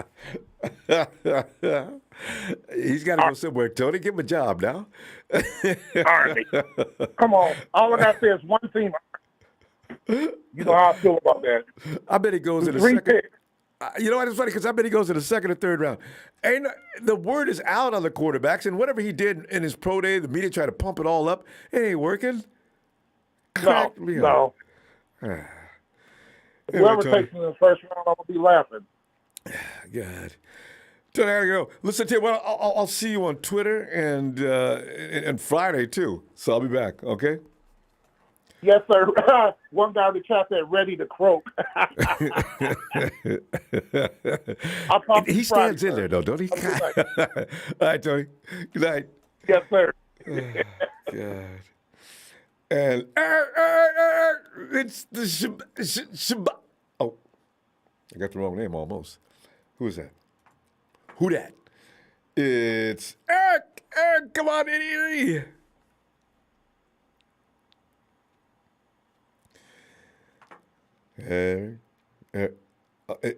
It's Noah. That's Eric. Eric, come on in, man. How you doing tonight? I'm doing pretty good. All right, Eric, how are you, Ronbo? I'm doing great. You know, Eric, I'm starting to get used to our off season, because our off seasons are always, they're actually high stress. But with the draft pick and everything, you wonder what they're going to do. And we used to get in those hardcore arguments about who they're going to pick up in the first round and why we should. Every year, that was so much fun. I can remember back 3 years, all the way back to when Kyle first came, of not wanting our first round pick, Solomon Thomas. I lost my mind that year. And the following year, of course, we got Mike McGlinchey, and I was confused by that. I had so many other picks picked out. And then the Nick Bosa thing happened. And remember how hard we fought about Nick Bosa versus Josh Allen, Quinnen Williams, and some other people? and Big Show came in and said something about that big guy that the Packers picked up, and that was really fun stuff. And this year, Eric, we're sitting there on the verge of the draft. There's no reason to argue. We don't second round. What are we gonna do? You know what? Save that for Friday. I think let's do that Friday. But tonight, your feeling on Jed York coming out and just sort of like letting the cat out of the bag as to what's going on, because there's no real decision can be drawn from what Jed said. It sounds like, damn, Jed, you said that like you don't know what's going on. Was that no decision been reached yet? Eric, what did you draw from that? Well, I mean, it's hard to say. I'm hoping that Jimmy is off the roster. By the way he's talking about it, it sounds like they're perfectly okay with having him on the roster. And that's one thing that fans needed to understand. Even I think it was a couple of days after they drafted Trey, they literally said that they were perfectly fine with Jimmy being on the roster for 2 years. Mm-hmm. They literally said that. It was part of the plan. It was part of considering what was going to happen. So what's happening to me isn't scaring me, because it was part of like at least a plan. They had this scenario planned out that Jimmy would be on this roster for 2 years. Obviously, that's not ideal. I don't want Jimmy on this roster personally. I want to see what Trey has. I want to see the kid. I think he has every intangible to be someone like Mahomes, a Josh Allen. He has the talent to be like those guys. Obviously, you're not going to see the stats that they put up because this is a run-first team. This is Kyle Shanahan. He's not going to be letting Trey throw, 400 yards a game, 3-4 touchdowns. You're not going to see that from Lance. I think that Lance has the talent to be able to do things that those guys can do. Mm. I'm hoping that they're not really being serious. I'm hoping, this is not. It's probably not like a smoke or anything. It's not a smoke screen or anything. But I'm hoping Jimmy isn't on the roster by training camp or before training camp. I believe, but in terms of the compensatory pick, I believe it was. The Niners get one if they keep Jimmy and then let him walk in free agency, and they get the compensatory pick. That makes sense because they didn't re-sign him. Yeah, and they lost the quarterback, so they get compensation for that. Yeah, it's happened with a couple of other of our players. I don't know if we get one for Lincoln. Maybe I think it's next year. Maybe I don't know. Oh yeah, but, you got to get one for Lincoln. He's black. That's another story. I'm joking, but you know what? I'm really getting bothered by that. Where you get compensation because you hired a minority. So, you guys, you got to be forced to do it, and you get how come? We got to pay you, give you a compensatory pick. Okay, never mind. It's just bothering me, Eric. I'm sorry. Eric, go ahead. It kind of is a weird rule that because a person is black that you get a compensatory pick. I don't know. It's kind of a weird way to get an extra pick. Obviously, it's nice to have an extra pick, but it's kind of weird we're getting it. Gotta twist the organization's arm. Oh, it's just unfortunate. I mean, if he's qualified, okay, but you bring him in because you have to. That's so sad. Anyway, go ahead. What you were making another point though. Yeah, but I'm hoping again that Jimmy is off the roster. As far as like continuing what Jed said, it's hard to say because even Kyle John has said it that they are perfectly fine with having Jimmy on the roster. I just don't know where else to go from there.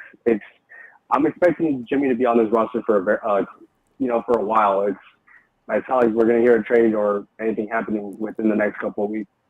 I mean, maybe before the draft, maybe something happens. Probably not. I'm hoping that the Niners go offensive line in the second round. Excuse me. I'm probably thinking maybe a center. Obviously, a guard would be preferable, but maybe a guard center. Usually, the better one or the other thing.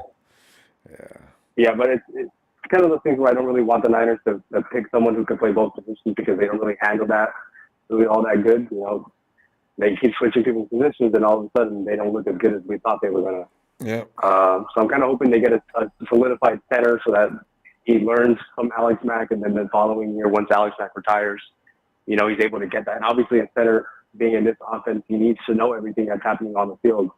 So having Alex Mack and the year to sit is going to be really beneficial towards a center, essentially, in this draft right now. Obviously, the Niners are going to have to get edge because we lost Arden Key. The Niners are going to have to pick up a lot of, or not a lot, but some decent starters in the draft, which is kind of why they're not picking up free agents. They're kind of banking on themselves picking up some starters in the draft. They do a good job. I mean, you look at Fred and Trey. George Kittle is the definition of what you're talking about. I mean, we got DJ Jones, 6th round pick. Wow. So they're doing what they're doing. Yeah. So don't even be surprised if they trade back from their 2nd round pick and just pick up more picks. I mean, yeah. I thought about that. If anything, the Niners again. They're banking on themselves trying to get a lot of starters. So how do you do that? You grab some more picks. You trade back, get more picks, and give yourself the best opportunity to pick up starters. Find those. And the Niners are very good at picking in those late rounds. Yeah. And it'll be a really good thing if the Niners trade back. Obviously, if there's a guy that you really like, then please do take him. I mean, obviously Christian Watson's not going to be there, but I mean, you never know. Maybe if he slips a little, maybe you can trade him. Maybe, but they're gonna find a speedster. I got a feeling they know they need one. Eric, we're gonna go ahead and I'm gonna see you Friday. We're gonna talk more about the draft. That's gonna be. It is time to start talking about the draft. April's here. All right, Ronbo. I'll catch you later. I'm looking forward to it, Eric. Night. Noah.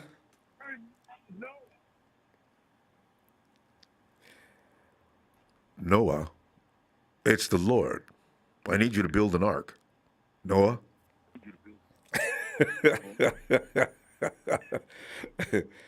Noah, you got to collect all the animals in the world by twos. Hey, male and female too, Noah. Noah? Hey, Steven. What's up, Ronbo? Steven, how you doing tonight, fam? Doing all right. It's a little rocky, but I'm doing all right. Just kind of going through the motions, Yeah. Well, we're thinking about you. Yeah, we were talking about you a lot last time. So, Steven, you're our guy, man. We just think, my God, Steven, we got to stay strong with him. But Steven, what are you thinking? You checking out what's going on with Jed York and his comment today? Kinda. I mean, really, we're missing a lot of key players. I saw some speculation about Jimmy G being traded for a star captain defensive lineman, but I'm like, wait, Steven, Steven, are you on mic? Are you in the car? Yes, I am. Oh, okay. Sorry. No, it's okay. Because it's a little hard to hear you. Maybe turn the volume up or something. But go ahead, because I heard a little bit of it. Yeah, so I heard that I heard that there was some trade rumor about Jimmy G getting traded for a star defensive lineman, like a captain defensive lineman. I don't know, it's some crazy rumor. I think they're talking about someone from the Panthers. I'm not sure if it's true or not. I haven't heard that one, but never know. Yeah, I don't know, man. There's a lot of speculation going on about Jimmy G. There's also a lot of rumors about the draft, and like what they're thinking about doing is trading a lot of their draft capital for this year to move up to get a wide receiver. It's just a bunch of stuff that I'm like, man, like it's kind of hard to keep up. Granted, it's funny though. I like the flip flop between Arden Key and Kerry Hyder. That I thought was actually kind of funny. Hyder's actually a little better off the edge. Yeah, he's a little bit faster than Arden Key. Granted, Arden Key has a lot of power though. So where Kerry Hyder kind of falls, I think, that's where Arden Key does best. In terms of, like the trade rumor with Bobby Wagner, man, oh man, I would love to see him on the 49ers. Oh, wouldn't that just make every Seahawks fan roll in their grave? Wouldn't that just be amazing? Wait. Lose Russell Wilson to the Broncos. Wait. Is Bobby been connected to the 49ers now, too? I remember he was, and he wanted to play with Fred Warner, but after that day, I never heard anything more about that. So, someone asked Richard Sherman. They said Uncle Sherm is Bobby Wagner coming to the 49ers. If we all know Richard Sherman loves to kind of play against everybody and like really mess with people, like play mind games. I don't know. Maybe I'm just going off a whim. Maybe I'm reaching here, but I have a feeling Bobby Wagner might sign a deal with the 49ers. Be interesting. Why would the 49ers someone like that? Well, the thing is, Steven, I don't know that. What's he going to play? Is Bobby, because Fred is the mic, does Fred just move over? I don't know. They maybe get rid. I don't know. That's really an odd one. It's a very odd one, but you know what? It can make it work. They can make it work. Bobby's talented. Exactly, and he's intelligent. He's an extremely intelligent player at his position. Like, that's why he stayed on the team for so long at first string. You know, you gotta give the man some praise. I mean, the Seahawks sure as hell didn't. And you know what? Cut him loose without saying a damn word. And well, yeah, that was pretty nasty. But you know what? You could actually trade Dre Greenlaw or Alshar and probably get something substantial for them. You're not going to keep both of them. It's unfair to them anyway. Yeah. I don't know. It's kind of. I mean, if you think about it, out of the latter half of the two, who's really the weakest link, Greenlaw or Alshire? See that? I can't. Do you really think so? Dre is hardcore when he's on his game. The dude is just, and Russell Wilson must hate him, But Alshar brings a different set of skills to the table. But still, both of them are just awesome. They are awesome in their own way. They are awesome, and they complement each other so well when one gets subbed out. I don't know, Ronbo. I really like the thought of Alshire over Greenlaw. Just because it's like when Greenlaw off his game, he's awful. But when Alshire is on it, man, we're looking at a star-studded athlete at that point. Even with his injury, like history, he's still an amazing, and he's great off the line. Let's go ahead and air that out really quick. He's really fast. I mean, I've never seen someone on that team just kind of burst out like a cannon the way Alshire does. Greenlaw is an enforcer, I'll give him that, but Alshire is like a missile. I love watching him play. The thing is, you got Fred back and, working with both of them. So, that's what I'm saying. See, I don't know Bobby Wagner, what's going to be his spot on the field? I just don't know. Maybe Fred might be in a position where he could actually play defensive back, hammer defensive back, because Fred can cover, boy. He's covered, He can. So. He can. And that's why I'm like, he would fit, but it's like you really have to kind of find a niche for Bobby Wagner. And then that defense, to be honest, Ronbo, it's not looking too bad. I mean, yeah, it's still bare bones. We did miss a lot.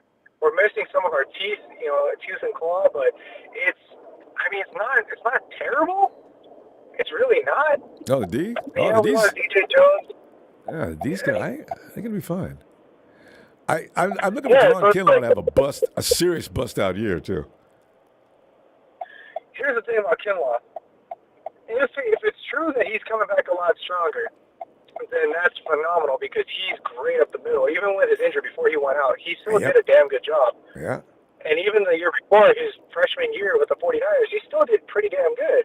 So it's like, I'm not going to rag on him too hard. If he goes back and he has a bust-out season the way Nick Bosa had a bust-out season, then pack it up, pack it in. We're settled in the. Hey, Steven, remember, Kinlaw loves him some Nick. He takes every step. I mean, and all his cues come from Nick. He's trying to learn his technique. Don't let that big man learn no Nick's techniques. Oh, my God. Hey, Steve, we got to go, though. You be careful, okay, while you're driving down that road. I'll be looking for you Friday, okay? I'll try, man. All right. I'll see you Friday, Ronbo. Looking forward to it. Bye. All right, Steve. And let's go back and check out on Noah. Yeah.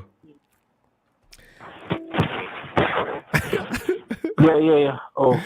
Noah, I was looking for you a minute ago, too. You know what I'm saying? Did you hear me? Did you hear me, Rondo? Yeah, I can hear you. Yeah. Oh, my bad. Can you hear me still? Yeah, I can hear you now, yeah. Can you hear me? Oh, my fault. I went to the restroom right when you had I was coming right back from the restroom when you were like, no, and then I was like, oh, and then switched over to the next player. It's cool. How you doing, my man?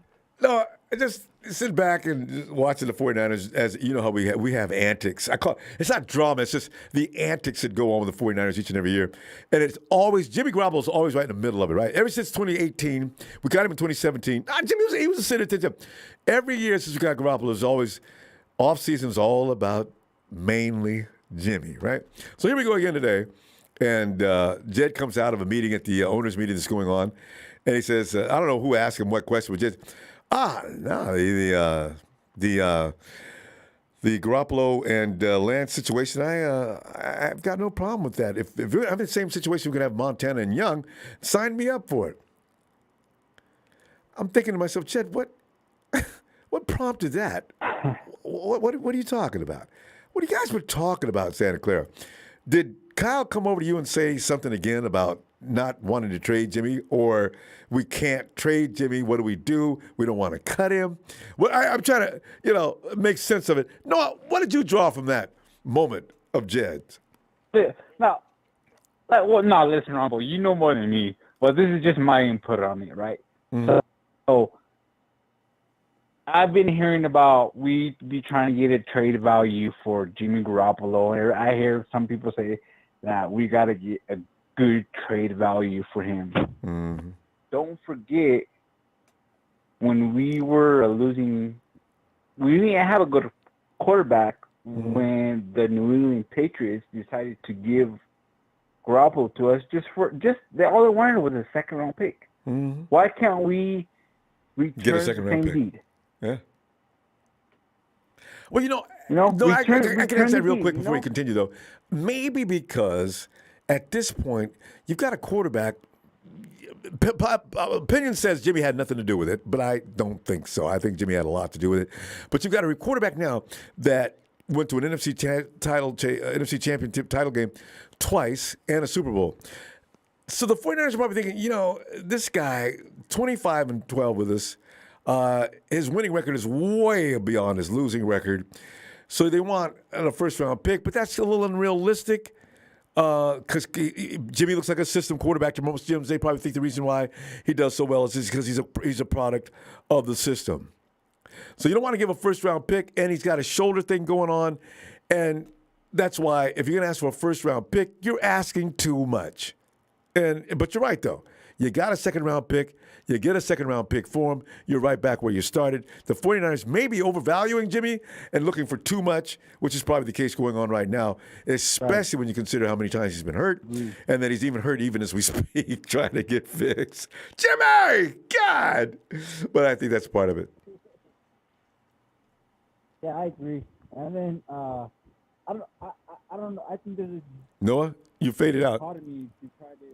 Noah, your sound is fading on us. Oh, I'm sorry. I think there's a dichotomy for him to even try to compare Joe Montana with Steve Young, because Joe Montana won us Super Bowls. You know what? We haven't had a Super Bowl for how long? A long time. We haven't had a Super Bowl for how long? I'm getting a little bit worried. I'm worried about this Russia that's going on over here. Like, you know what? I might not even see you Niners win the Super Bowl. Now you're talking like Kyle that year, last year when he asked, "What's happening next weekend?" I don't even know if we're going to be on this world next week. Right. I'm being a little facetious, but I'm like, so we kind of botched a couple Super Bowls that I know we should have won. Yeah. But it's like, okay, it's not the future's never guaranteed for anybody, you know what I'm saying? But I'm like, come on, man. We're like, we can't be doing this same trend. I was like, we are a franchise. We're known as a historic franchise for a reason. And I'm glad to be a 49ers Super Bowl. And if I die with only 5 trophies, that's fine. It's perfectly fine with me. But I always wanted to be the first with 6. But you know what? I don't like 6. I'd rather be the first with 7. Well, the because bad thing the about Patriots it is you need have 7. 6, right? And the Patriots and have you got to 6. get past the Steelers too. They got 6. Yeah, we got to be the first with 7. Yeah. Yeah. So. Tom's got 7 But individually, that's just my but that take doesn't on count it, as a Rumble. team, though. I don't know. I'm talking about the franchise, yeah, as a team. Mm-hmm. Yeah. I was shooting to be the first with 6, but you know, I really don't like the number 6. So let's be the first with 7. But honestly, it's like it's just sometimes I think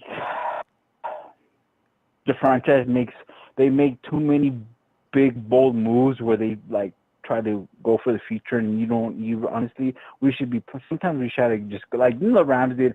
They did a perfect job when you said yourself, they paid for the Super Bowl. They got all this talent, and they pretty much bought the Super Bowl with all that talent. Mm-hmm. And going back to that, I only think that they won that Super Bowl because we lost the game to the Titans.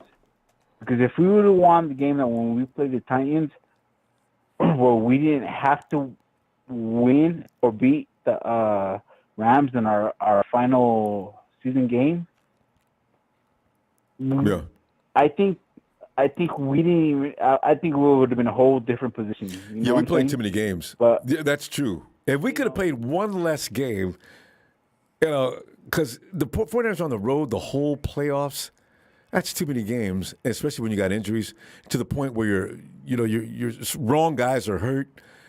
Jimmy's out there with a bad body, totally almost hand, shoulder, and then you got Trent Williams. You gotta have Trent Williams. If you don't have it, your right side of your offensive line is dead meat. Trent Williams is dragging his leg, going down the line. I said, oh, man. So, yeah, those things can't happen. They didn't happen. Yeah, the 49ers walk easily into the Super Bowl. And this would have been the most easiest Super Bowl of all time had that not happened. But as fate would have it, that's what happened. Rams, I don't care what you think. I'm telling you, and the Rams, you guys know it's true. God. But yeah, can't get a break. So I'm from Colorado, so I like what, even though I'm not a Broncos fan, but I'm from Colorado, but I really like what Denver's doing. They got Russell Wilson, they got DJ Jones.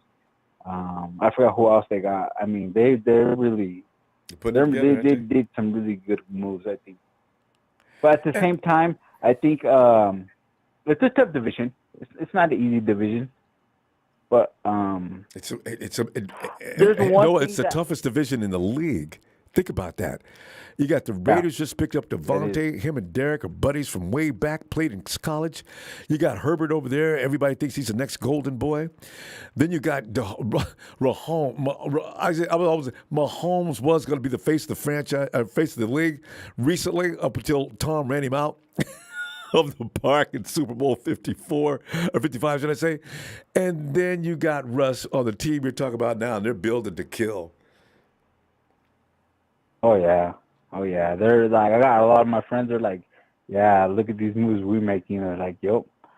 And they are good moves. They're legitimate good moves, and they're like, and it's deservedly respected because it is not an easy division. You still cannot say the Broncos are going to take division, even with the Chiefs losing Tyreek Hill. You cannot say that they're not going to win the division. So the chance has been reduced a phenomenal little bit, division, but not enough to say they're not going to be in the mix. But they were definitely going to be. Boy, it was going to be tight. Yeah. With Tyreek, it was going to be a ridiculous division. Oh, so. Anyway, hey, Noah, good to hear from you again. I haven't talked to you in a while. I'll be back Friday if you got some time. All right? All right, my man. Yeah, usually I'm working. I work morning, so usually I always listen to your show. I pull it up like the next day, and I always hear your input, and I always like just to hear what you guys are talking about and stuff like that. Thanks. So. No, I appreciate that. Tell you what I'm going to do. And hopefully you'll be part of it Friday, too, because we'll be back in, depends on how much you get, well, if you're off work or whatever the case may be. And, you can sneak around work and call us anyway. All right. All right, Noah. No, you're fading in and out. No, I'll see you Friday then if we get a chance to, okay? Sounds good. All right. Night, fam. And let's go check out T-Flow and Allie. Yeah, what's up, Ronbo? Hey, Ronbo. Hey, Allie. T-Flow, man, I'm just sit back here. Probably, if you've been listening, you probably know what we're talking about tonight, man. Because we talked about everything from draft picks with that number 2 second round pick, if that's what it's going to be. And, of course, Arden Key left to pick up Hyder. And also Jed York rolling out the building talking about, I like this Garoppolo Lance situation. I tell you what, put me in, sign me up, Jack, Montana, Young. It's history repeating itself. Jed, go back in the building. Let's start over and erase this moment and just walk to your car, wherever you're going, and stop it. Devo, what'd you get from that, though? Man, all I know is he got to go talk to his uncle so his uncle can slap the crap out of him because he does not. He cannot compare Super Bowl winning Joe Montana and to Jimmy Garoppolo. You just can't. Devo, that's the misunderstanding I think most people are getting. He's not talking about comparing the quarterbacks. He's talking about the situation. In fact, that's what he said, the situation. Yeah, want to know what the situation should be? Someone should tell him, like, look, all right, your goal is to, it's either you're getting better or you're getting worse. Yeah. This year, all right, Jimmy Garoppolo was the worst quarterback in playoffs, especially in the fourth quarter. All right, so basically we couldn't get it done, so we got to get better. And we got Trey Lance. That's the reason why we traded 3 first-round picks and a third-rounder for Trey Lance. If it was just a regular pick, we got him first-round pick, pick number 13 we had him, right? Was it last year? Originally 13, right? We had pick 13? I forgot. I think it was pick 13 I think it was 12 or 13, something like that. And then he traded up. Yeah, so basically, if it was original pick 13, I would be fine with it. But we're going by points for that pick, the value for that pick. That's going all in. And when you go all in, you're gonna what are you telling that quarterback? That basically you're good, but we're gonna wait to see what we can get from this mediocre quarterback because we haven't even got a 7th round pick. Not even a 7th. Yeah, but you still got to make the right choice. You still got to make the right decision for the team, though, Tifo. You can't just picks and things like that. It's all right, but you can't just make that the reason why you make that move. Best decision for the team: $26 million added to your cap, plus the $18 million that we freed up. Right, that's almost like $40 million right there in cap space. We could have got needs. We could have probably got a center, a young center. I forgot. It was pretty good. Well, you still could have. You get one in the draft. Yeah, but we don't know if they're ready to go because supposedly we had 2 good linemen, but only Moore was the only one who played. Tiflo, though, nobody's going to give you a good offensive lineman, not from another team. That rarely happens. I forgot. There was a free agent. I forgot for what. Wasn't it the? Was it the center from Tampa Bay? Do you have an Wasn't it free agent? Did you have an expiring? Was it a free agent? Yeah, maybe. So basically, he was pretty good. If Tampa let him go, I wonder how good he was. Nobody lets go of a good center or a good offensive lineman unless he's just too expensive or a cap hit. If he's young, that means I don't know. Go ahead, though. Then there's also with that $25 million, we could have probably still kept DJ Jones. We could have probably added Chandler Jones. We could have probably added C.J. Jackson. Well, those are options. We could have. You can't sign them all. Those are the options. Yeah. Those are the options from the $40 million that we would have saved up in the cap. That's what's best for the team. Supposedly, that's the main reason why we drafted Trey Lance, 3 first-rounders and a third-rounder, and basically we're getting nothing out of it. We're getting basically we just bought a Ferrari and we're just leaving it in the garage, polishing it up. That's all we're doing. And right now we're just rolling with the Honda Civic. Well, you know what? They get pretty much whatever they want. Notice during this offseason, and they come back and say what they say. Like, we were able to do this, we were able to do that. The 49ers have never been famous for those big spending free agents. So I don't know if Jimmy's The gonna only make one any that difference. was Eddie DeBartolo. Yeah, well, He did. that was back for the salary cap. Yeah, it didn't matter then, you know. No, but was it the '94 season, the first year of the salary cap? And we won. But we already have players. You already got players on your team now. When they started. Yeah, back. but don't forget, we got Deion Sanders that year. Yeah, we got Deion Sanders. You know, at that point, nothing was. It was still, you could still get away with things that year. The cap didn't really kick in though until the next year. But that was the first year though of the cap. Yeah, and you notice everything's been different since. Now check this out. You just talked about it earlier. The AFC West. Look what everybody's doing. KC supposedly had no cap. Look what they're doing. You know, right? Even though they got rid of Tyreek Hill, they still got Juju Smith-Schuster. They got a speedster from Green Bay. They added that's not. He's not expensive. Yeah, and Juju wasn't expensive. Yeah, he's not either. expensive, but he's a good deep threat with speed. We could have had. That could have helped out the 49ers because you've been saying it. We all been saying it.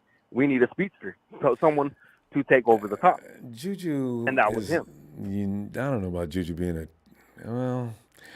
I don't know if Juju's any better at that than what we have. No, I'm talking about Scantling, the guy from Green Bay. Valdez Scantling. Valdez Scantling's okay. He's okay. I like him. But he's he has big. speed. And he has speed. He can be covered. He's not a 4-3 guy. But I do know he does have speed. He's not a 4-3 guy. He's big though. Yeah, so, and just look at all of AFC, what they're doing. Right? Right now the Niners didn't even capitalize because Arizona, something's going wrong with Arizona. Seattle, they lost Russell Wilson and Wagner. Rams are still trying to come up. Why ain't the Niners trying to take advantage of, you know what, we got to win the West because we got a tough AFC division without AFC West that we got to play this year. Oh, AFC West. So what investment? Now, let's be honest.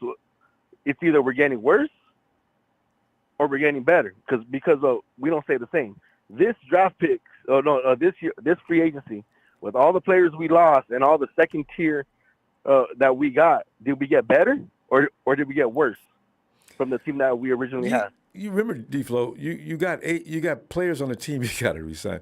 You can't go bust-ass shopping right now no matter what. You got too many players that are already on the team we got to take care of. So you can't really go out and hit the free agency market. Remember one thing, D-Flow, anytime you go out in the free agency market, you're going to pay way over value. You know, it's even the guy we got at cornerback, I don't know if he's worth the salary they gave him. He's good, but he's probably a little too expensive for what we're doing. Basically, I'm sure Ben he's got this one 4-3.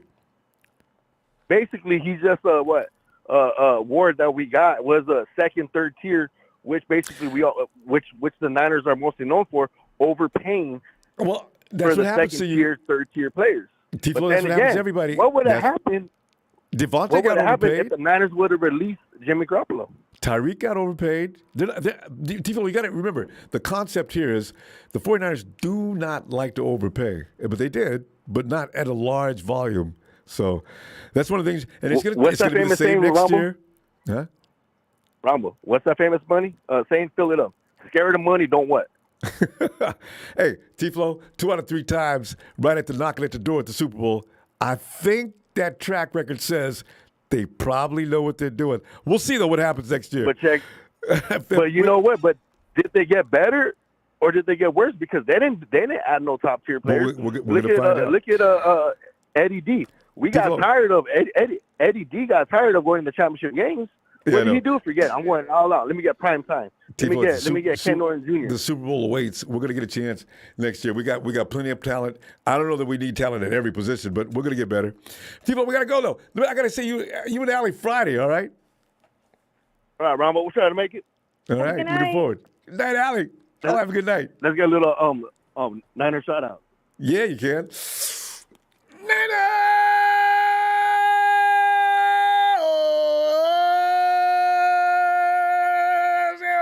Y'all have a good night. Good night. All right, Rob, good night. All right. And Justin, Could this be this just in? Good evening, everybody. Good evening, Ronbo. How are you There's only today, sir? one Justin. We had two. There's but only one Justin. There's only one Justin. And you know, and there's only one. And here's the all right.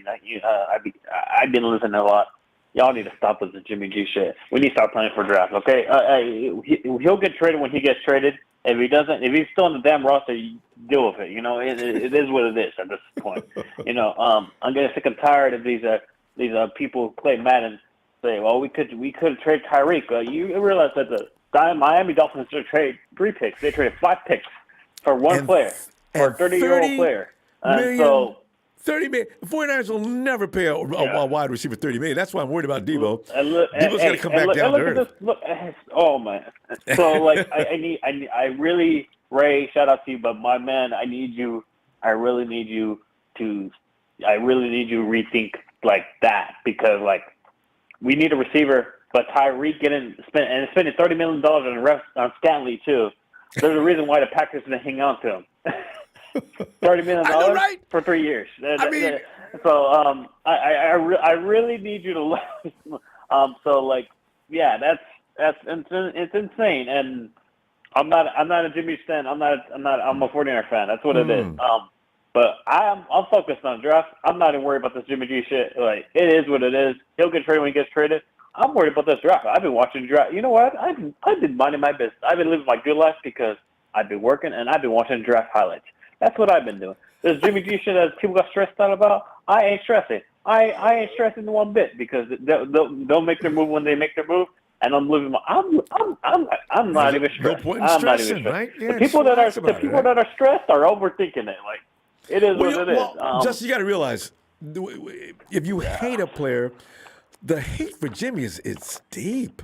Some of the things I hear about Jimmy, and some the of the thing is story, too, like they just come up with anything. Like you really, are on like Twitter Spaces. You just science like you run out of things to talk about, and you just want to hate one player. Like so you what know, I'm saying. there's other things to do.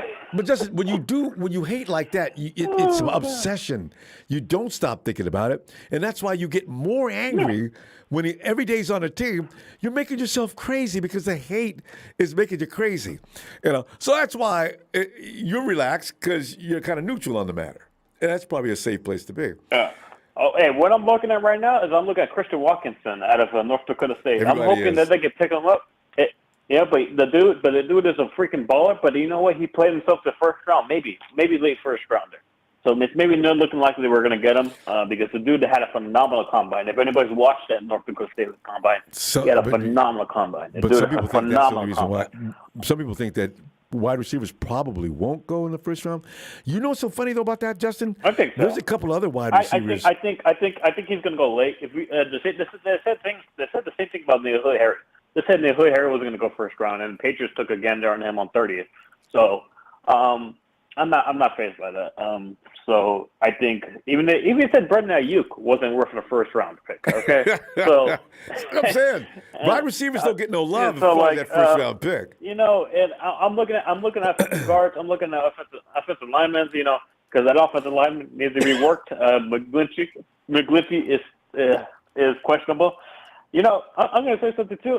Tomorrow is my second year, almost 2 years on this show with you. So I want to say thank you. Shout out to you. Shout out to thank you, Justin. Shout out to your hard work, man. But you know, my first time watching your shows where you you freaked out over Solomon Thomas. That's one of your plugs. I was right. I feel bad for his whole life situation, but I was right. I knew it. We could have got Christian McCaffrey if we're going to get something from Stanford. No, we got Solomon. No, man. So and McGlinchey too. There's so many questionable draft picks with this situation, and I really need this expensive before Niner fans. We have a wide receiver that's dynamic, not for just a random passing game. Why do you guys want to trade Deebo Samuel? Like, have you ran across anybody that wants to trade Deebo? We have Big Show's just been through terrible receivers. We've been through AJ Jenkins, Jeremy Curley. Like, there's Brandon Lloyd was someone, but he had his ups and downs. But we've had some terrible receivers. We have one. We finally have a good receiver. The first thing I see Just Robert Saleh, and everybody wants him. Like, bro, you guys Listen, are Justin. so ungrateful sometimes. This year and last year was the best year for receivers since Shanahan and Lynch have been here. This is why when people go on and on and on and on about how awful Jimmy is, I said, you know what?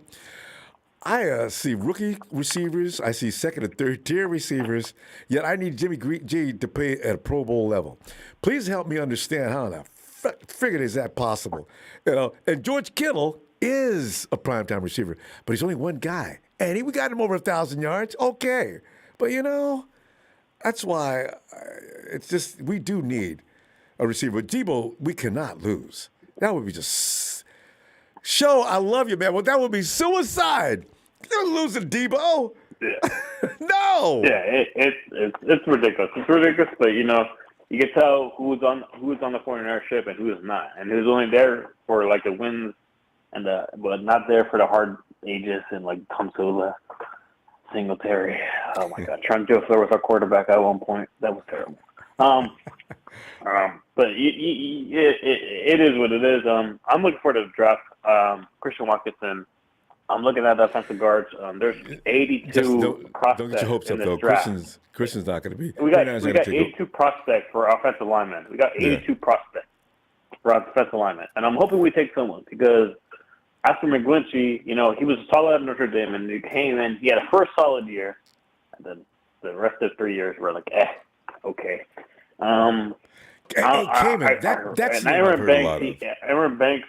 Aaron Banks scares me because I seen that dude play at Notre Dame. He's solid, but the dude freezes up sometimes. So now we give the reins to we give the links to Aaron Banks, and it's like, please, I hope. Justin, tell me more about Aaron Banks.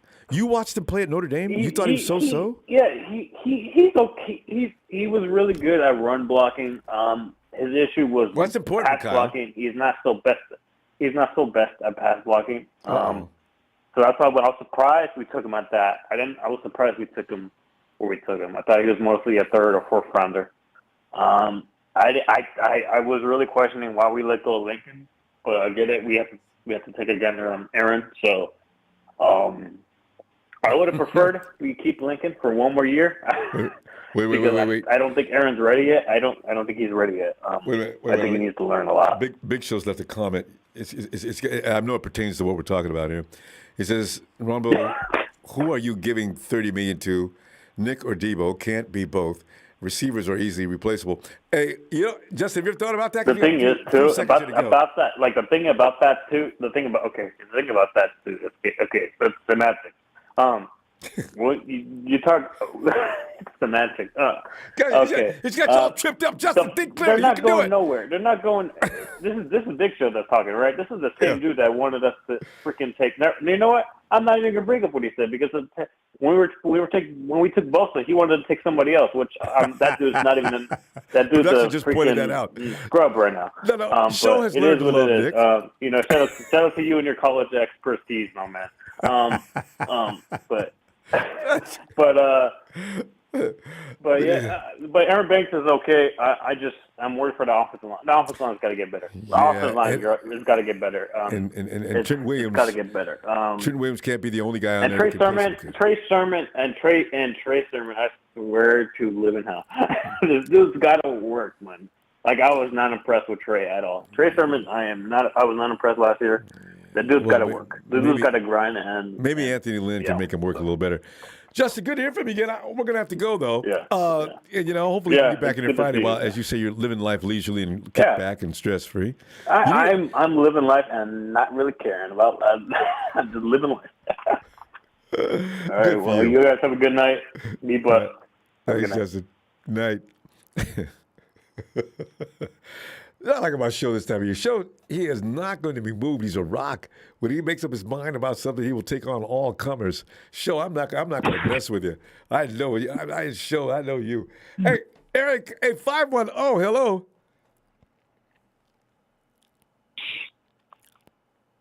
Hello.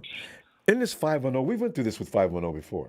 510 is not really a caller. He's just a person who likes to clown. That's 510. Remember, write that down. 510 is just having fun with us. 510, you have a good night. You know what I really want back? If I get a prank caller, I want that guy who should play back those captions to help you. It was like a life counselor of some kind, was telling you how to live your life on a daily basis. Tips on how you can be the best human being you can be. God, I used to love that so much. Who does that stuff? Can you imagine? Your job is to come up with a better path for your fellow human beings to walk down on a daily basis. You can be religious if you want to, but can you go beyond the realm of just religious guidelines? And then, of course, this guy was just going on, and production cut it off. I was getting into it. Hey, whoever you are, please, I will try to make sure the production doesn't cut you off next time and give you at least 1 minute. I'm getting that look now. I quit. Fam, hit that like, please, and subscribe. And Rams, especially you subscribe, and don't you ever forget to hit like, as you guys are allowed to come in here and bother people for the entire time we're in here. Raider fans, come on back. We can still be friends. Hey, Tommy T and Joseph Smiley, come on by and say hi sometime. Too much, God. Woo! Fam, I will see you Friday. Unless something crazy happens, because things seem to happen from one day to another. I might be back tomorrow, but I'm telling you right now, for sure, Friday.